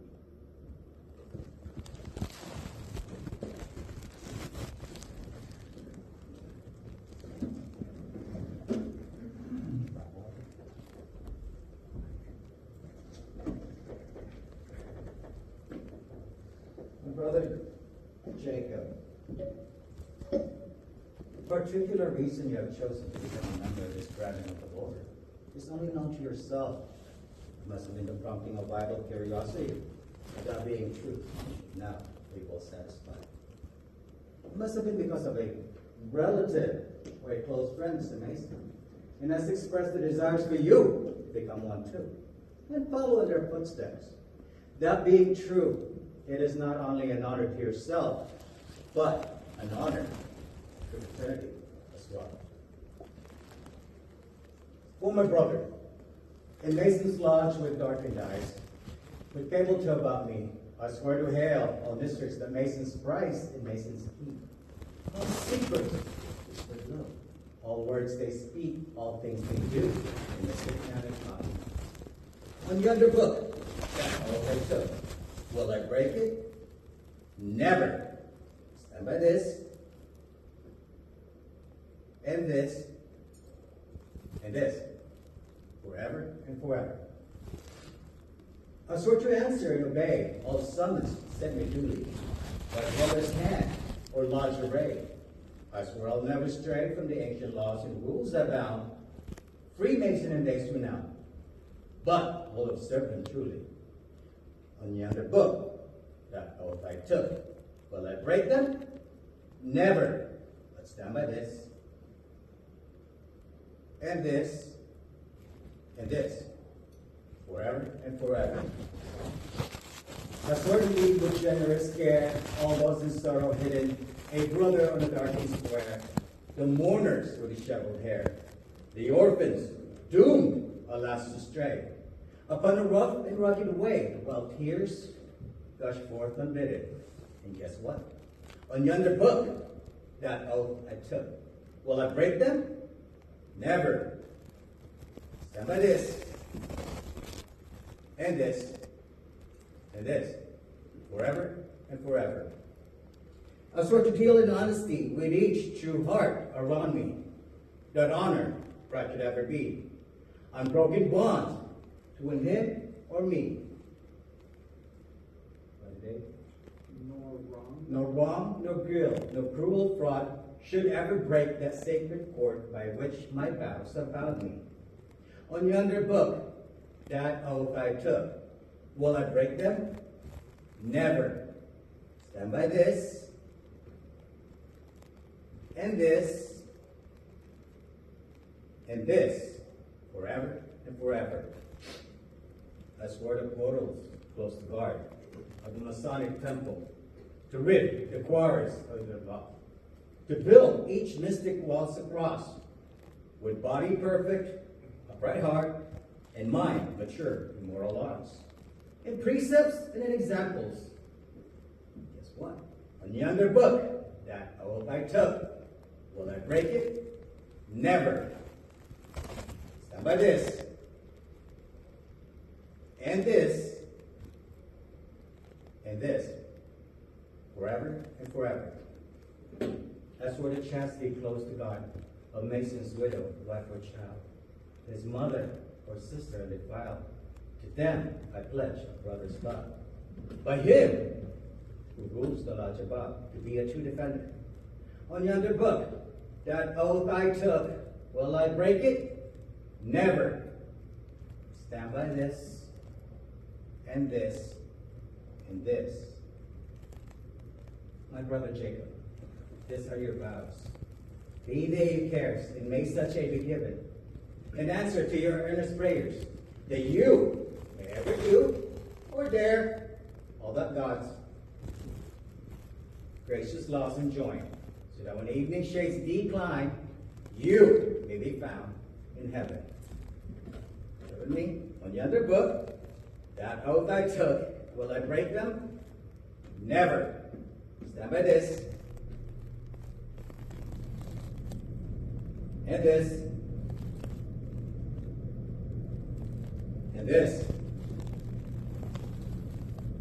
forever.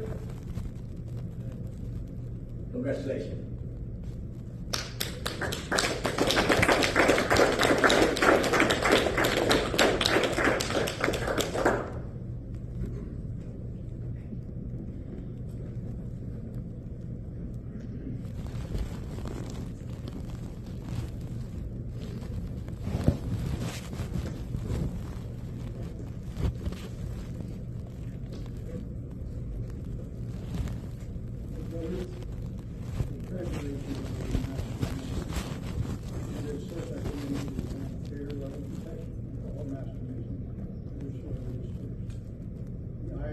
alternative are fine.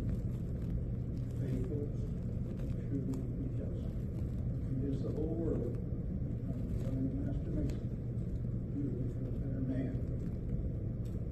King man treats you that goodness of heart, love of virtue, and the courage of intention which he thinks you now possess, in which the spotless vestment with which you are girded is at once the emblem, badge, and reward. Nothing now remains to constitute you a member of Mary Lodge number 31, free and accepted Mason, state of Arizona. You inherit the Secretary's state, the same bylaws, and subject you to this burden and responsibility.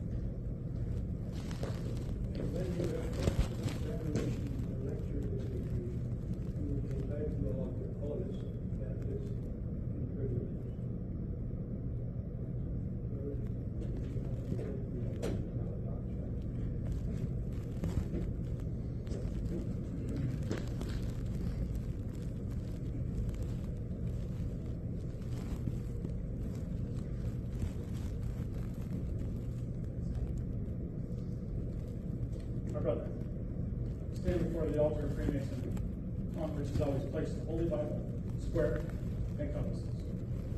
The greatest of these is the Holy Bible, it being God's inestimable gift to man as a rule and guide of his faith, and upon it all regular Masons. You will notice that the area between the altar and the master's pedestal is never violated, except during the ceremonies of your initiation.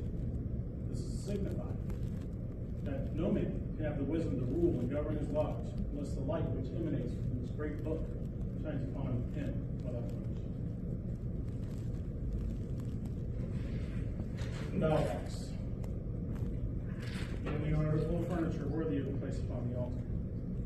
It is by use of the ballot box that members of a Masonic fraternity determine who shall be their brothers. Balloting is a serious duty, one that you should learn to do with absolute correctness and complete understanding. Balloting is done by approaching the altar, giving the due guard, and sign of the appropriate degree. By selecting a white ball or black cube, pushing it through an aperture, whence it will fall into a secret compartment. Thus you are reminded to make known or to discuss your ballot as a Masonic. The ballot box is not a place to exercise a personal quarrel, a petty grudge, or private pique.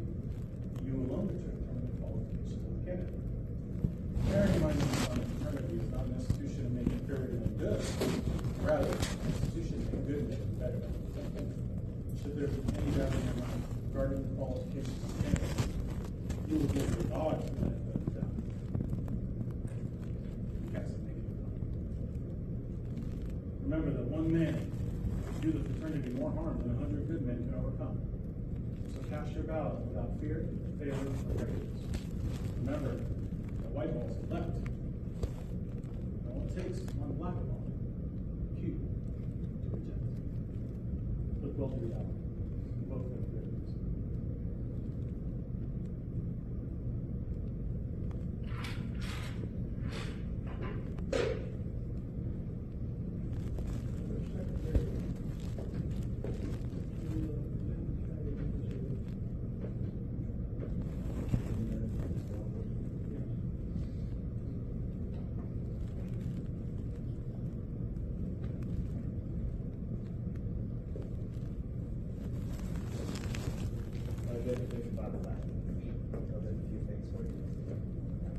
first thing I have for you is your apron. This is the landscape apron that was presented to you at your first degree. Then we get back on you. Hang on. So there's the landscape apron for you to wear. Remember from the degree you first to wear is an honorable life. Many brethren will keep it in their case so they pass on, and that is their coffin apron. Other brethren will wear it out without, but yours to wear it. I also have the trowel that we gave to you earlier today. Remind you how to use this, so I didn't give you those instructions, and then you can back up if you want to give it back to you. That was yours. And then lastly, is your Masonic patent that has all of your initiated past and grade dates on it, and your officers and traditionals. That's all I've got for you. All that for you.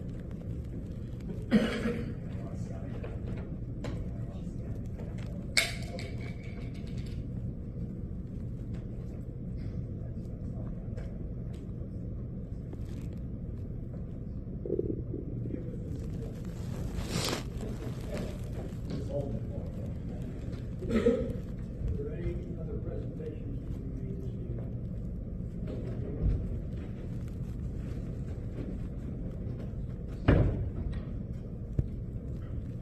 This is something that each of our families has been doing. Last night I knelt where Hiram knelt and took an obligation. Today I'm closer to my God, and I'm a master mason. Though heretofore my fellow man seemed each one like the other, today I search each one apart. I'm looking for my brother. And as I feel his friendly grip, it fills my heart with pride. I know that while I'm on the square, that he is on my side. His footsteps on my errand go. If he should such require, his prayers will plead on my behalf, if I should so desire. My words are safe within his breast, as though within my own. His hand forever at my back, to help me safely home. Good counsel whispers in my ear, and warns of any danger. My square and compass, brother now, who once would call me stranger. I might have lived a normal life and risen to distinctions without my brother's helping hand and the fellowship of Masons. But God, who knows how hard it is to resist life's temptation, knows why I knelt where Hiram knelt and took an obligation.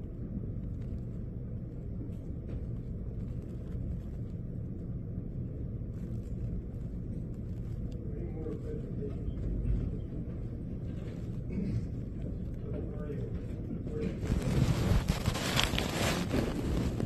Well, congratulations, brother. You're going to be very being Master Mason. Congratulations.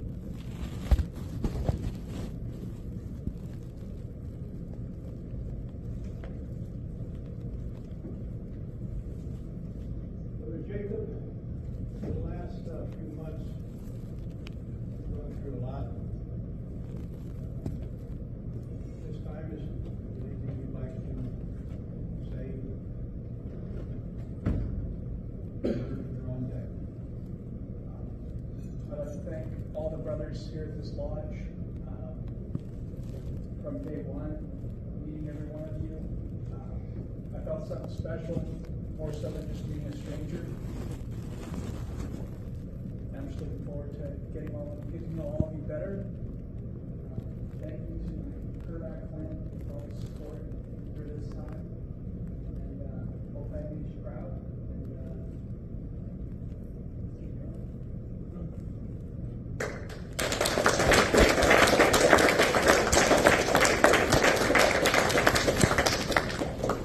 You will now be seated, my brother.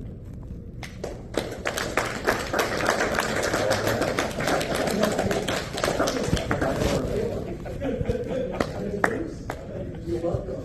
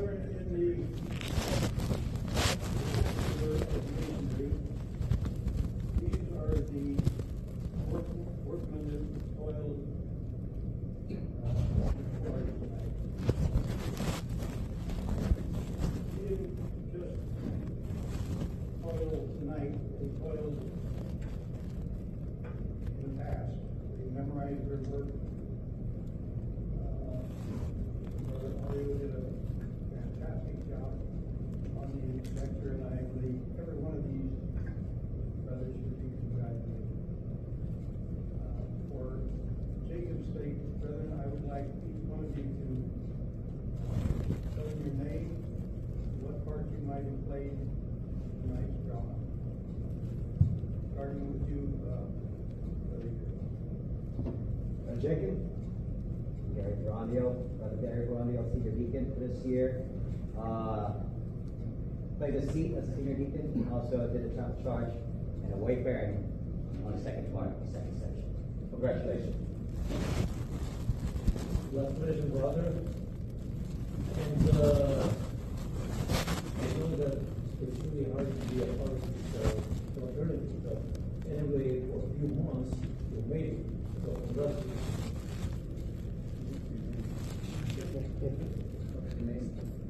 My name is Monty. Marshall. And the Marshal of the Lot.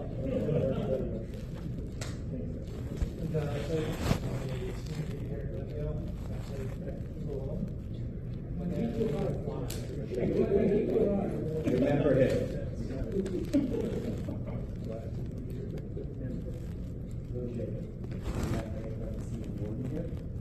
And I played the third photograph. Jacob, was mostly senior deacon for your lot. I was officially Baptist, and demanded the secret of Master Mason. Jacob, I'm a worshipful master of Glendale 23, and I played Hiram King Tire in 22, and you do the color box. Right. Russ Nichols, photograph 1, and the senior deacon in the second section.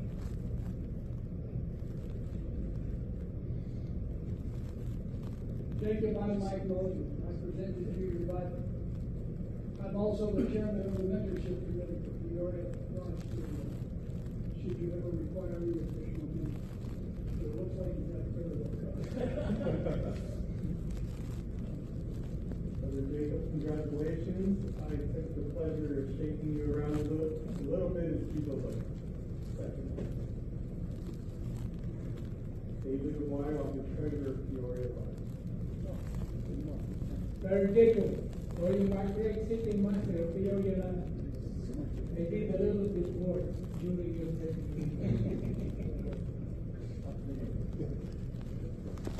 Brother Thomas Senecaler, senior steward at Peoria Lodge, and did that job tonight, and I made sure to speak.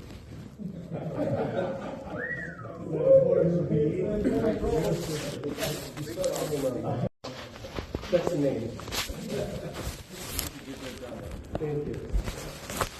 Jacob Matthew Acosta, Junior Warden. Played the Junior Warden tonight. You get to see my second. You get to see my second go around in a minute. Junior Warden. Yeah, that's all I asked for.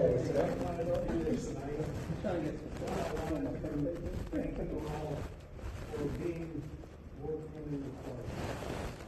And the other reason is so that when Jacob sees you, he'll put the name together with what you did to raise him to a sublime degree of mastery. And once in a lifetime.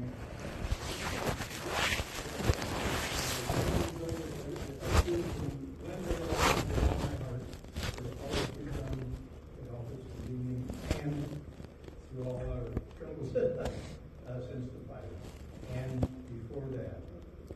And I thank you all for being received. Is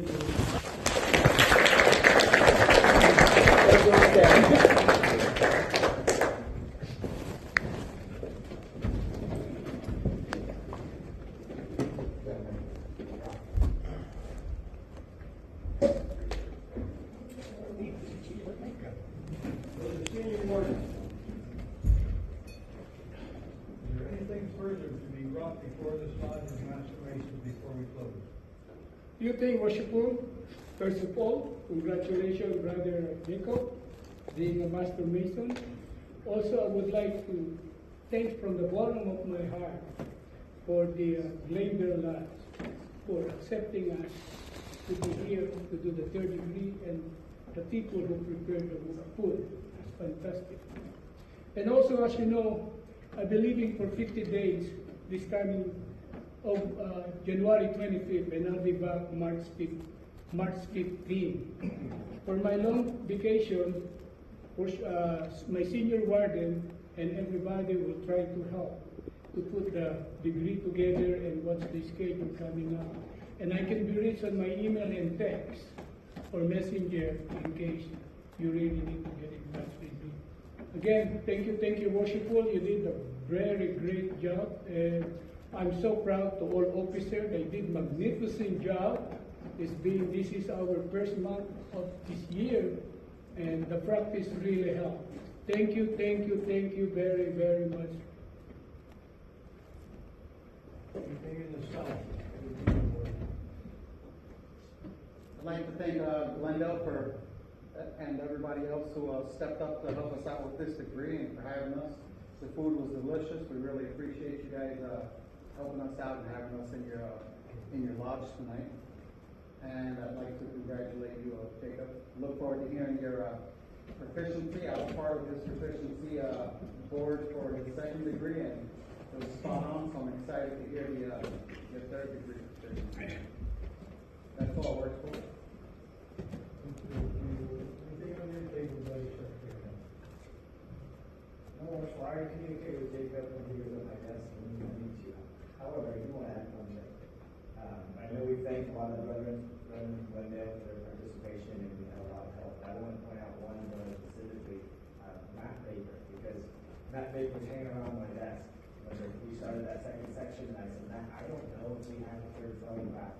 It hasn't been communicated to me. And he said, well, nobody asked me. And I said, well, I'm not asking. I'm not asking either, but you might be needed. And sure enough, we didn't have a third fellow captain, and at the moment, he literally jumped up and got in there and did an excellent job. So I think he deserves a round of applause.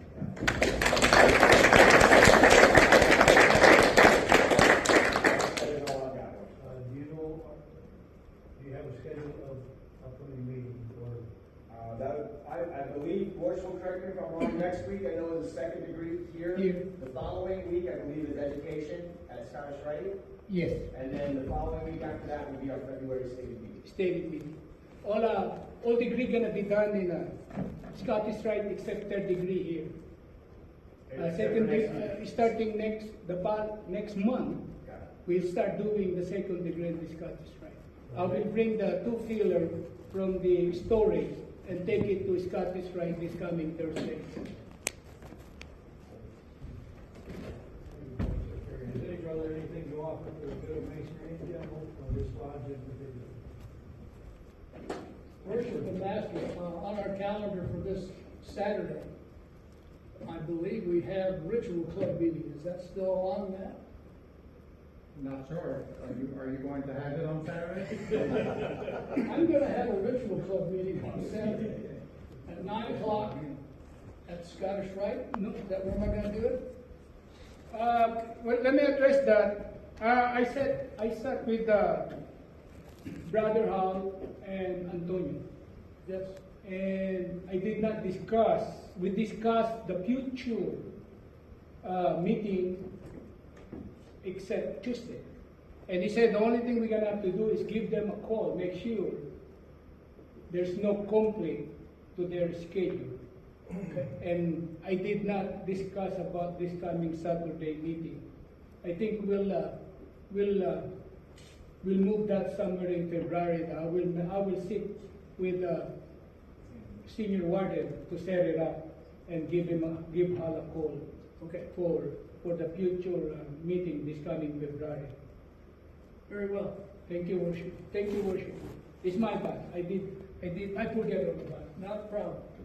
For the members of Glendale Lodge, I come from Iowa, and we had for many years a meeting called Freemason in which a group of lodges would meet on the fourth Monday of the month, and we would work either the first, second, or third section, second section. And then after that, it was the pleasure of the craft. I suggested that we establish something known as a ritual club with Peoria Lodge number 31, so we could get ourselves up to a higher level in our ritual. Preserving the ritual correctly and delivering it correctly needs to be our focus. Not our only focus, because the other half of it is our fellowship. We don't want to neglect who we want. We do not want to become complacent in our use of the ritual, because complacency runs like a bacteria through an organization. So it's my endeavor to make sure that our ritual is best as it can be. Always striving for perfection, but sticking with good enough. Thank you, Rick. Thank you very much, Brother Mike. In case any of you wonder why I use a setting ball as a gavel tonight, my youngest son, Jamie over there, gave me this a couple of years ago, and I don't know where he found it, but every once in a while it comes with something, comes over to the house with something Masonic and says, here, Dad. And I thought that the 1933 setting ball would be appropriate. Runs the meeting. And that's the story behind this setting ball. Yes, sir. I just want to point out something from Glendale's schedule. So this coming Thursday, we will be doing a third degree as well. I will be in the East, and the Grandmaster will be here. You guys are all invited.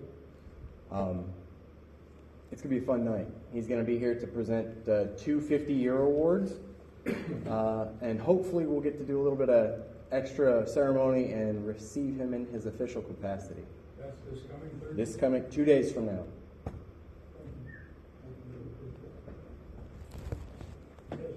Bristol Managers, congratulations, Brother Jacob. You're invited to the third degree 2 nights from now. If you wonder what the heck we were doing, it's a good chance to see the other side. Spreading this amount of brotherly love is my mission. I really, truly appreciate everybody that came here tonight. It means a lot to me. It means a lot for my lodge officers to come here tonight and participate in the degree. And I love it when I see lodges come together and do stuff like this. I really appreciate it, everybody. Thank you.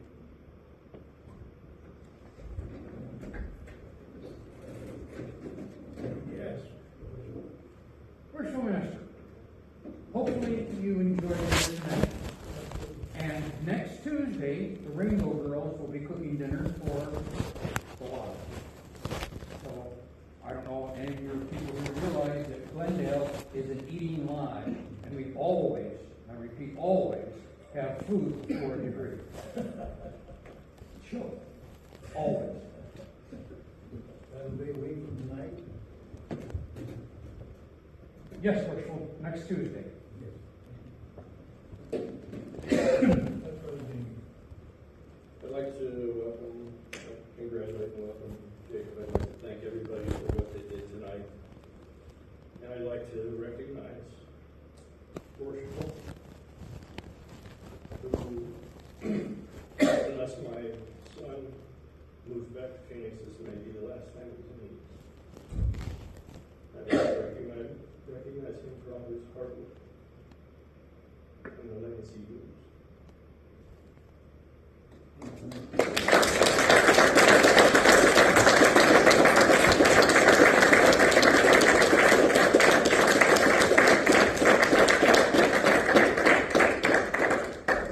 It does get a little tougher every time, but I've still got one more grandson.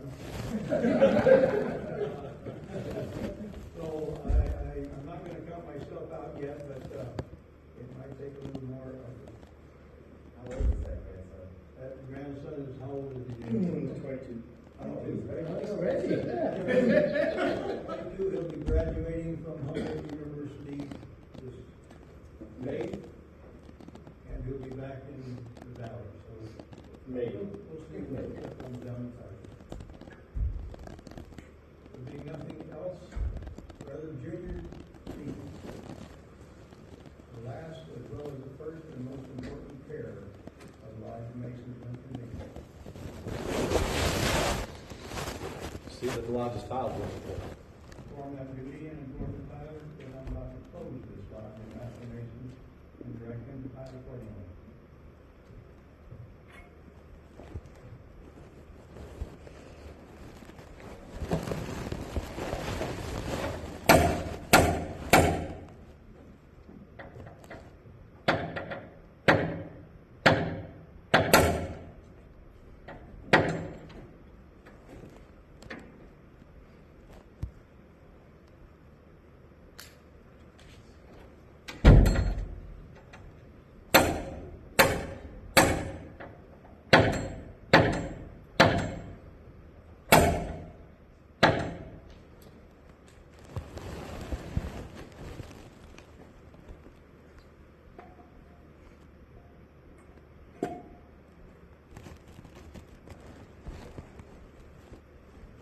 Worshipful, the lodge is tiled. How found Brother Junior D? By a brother of this degree, without the door, armed with the proper implement of his office. Do you there, my brother? To observe the approach of hounds and eavesdroppers, and see that none pass nor repass without permission of the worshipful master in the east. Thank you, Brother Junior D. Brother Senior Warden, at the opening of this lodge, you informed me that you were a master mason, within the body of the just and legally constituted lodge of master mason. How many composed at the lodge? 3 or more. 3 or more, worshipful. Of the 3, of whom does it consist? Of the worshipful master, senior and junior warden. The junior warden station. In the south, worshipful. Duty in the south, junior warden. As the sun in the south at meridian height is the beauty and glory of the day, so stands the junior warden in the south, the better to observe the time. Call a craft from labor to refreshment, and refreshment to labor again, at the will and pleasure of the Lord. In the west.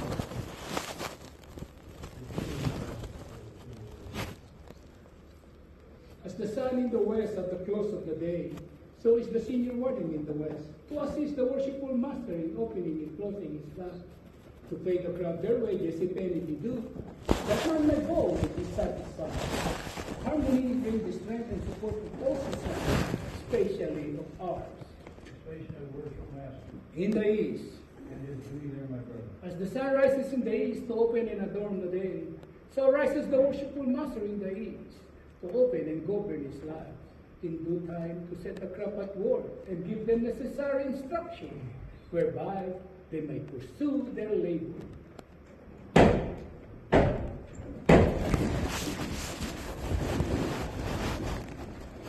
Senior warden. I have from west to east and east to west again. What were you in search? What it was lost, What you live, my brother? the secret of Master Mason. Have you those secrets? I have them not, but I have the certitude, therefore, in the opening of this lodge, which accompanied by his dugan and sign, was by your order to be sent to the east through the deacon only.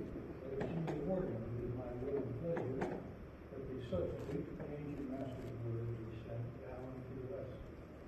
Brother deacons, attend the east.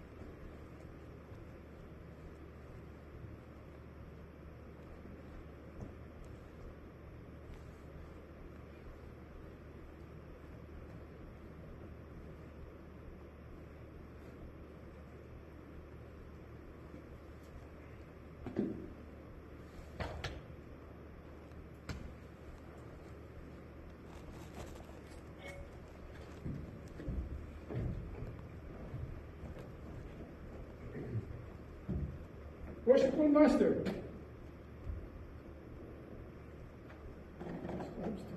the substitute for the Asia Award, accompanied by slogan and sign, has come down to the west to the deacon correctly. It is therefore safely deposited until it called for. Brother, before we close, I've got one little story I've got to share with you about Jacob. I first met Jacob about 6-7 years ago, something like that. He was attending San Diego State with my granddaughter and was dating her at the time. And my wife and I were over there, and set up a time when they should come and meet us. The spaghetti restaurant and pizza parlor down on Harbor Drive. And they showed up, and being the type of grandfather that I was, I asked Jake a lot of questions.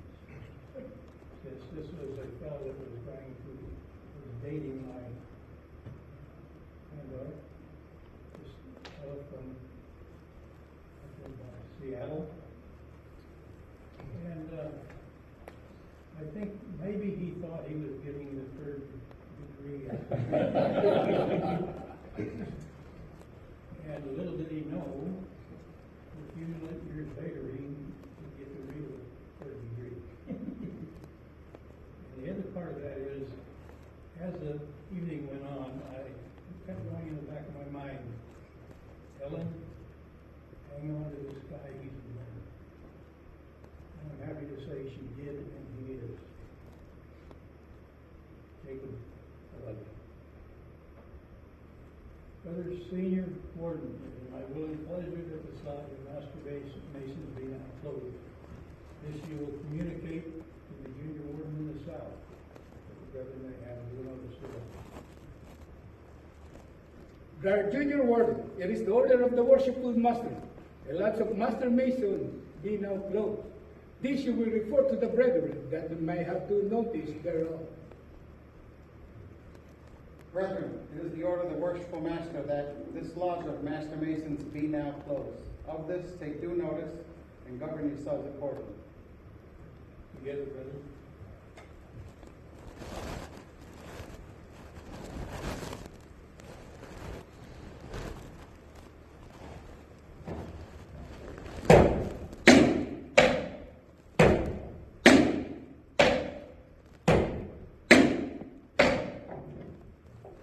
Supreme Grand Master, ruler of heaven and earth.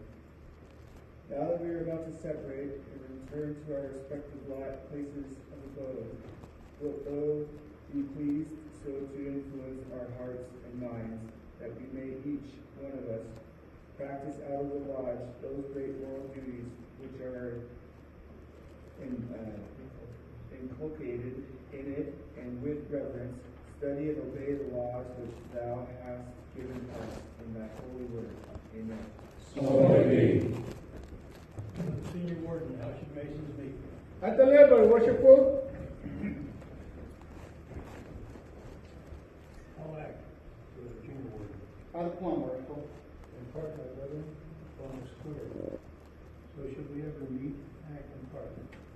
May the blessings of heaven rest upon us and all our regular Masons. May brotherly love prevail in every moral and social virtue. Cement us. Amen. So may be. So the deacons attend the altar.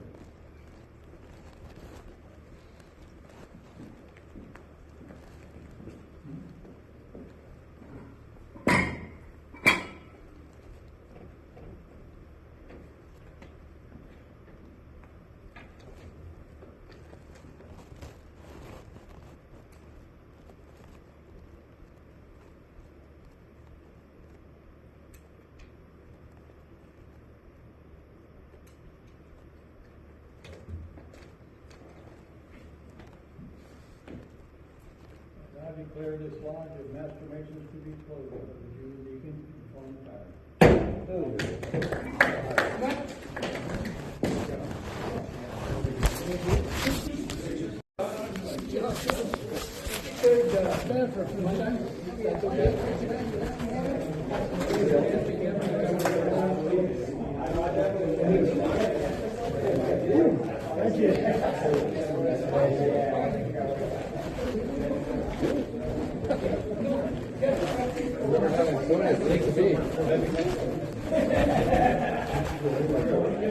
Oh, really?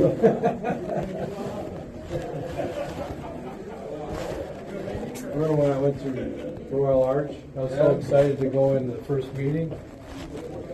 Oh, what they did was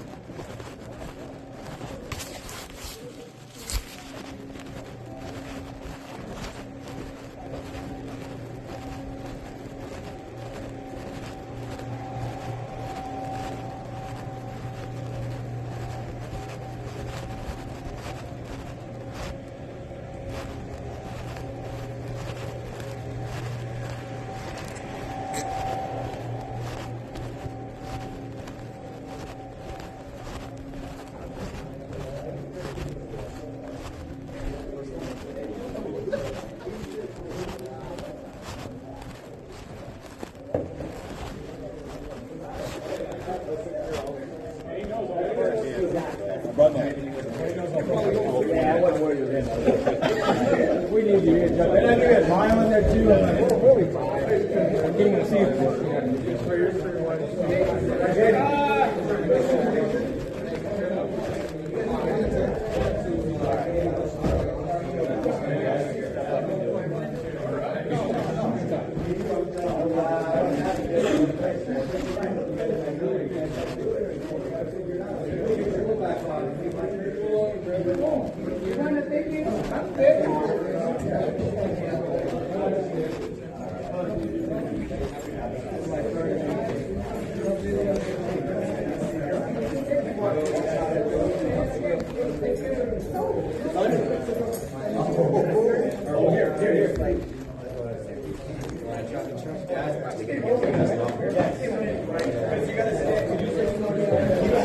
Yes, thank you for having me. It's good to be here. Tuesday will be our guest. Yeah.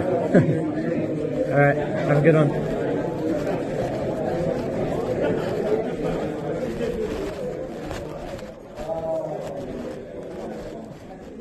Yeah.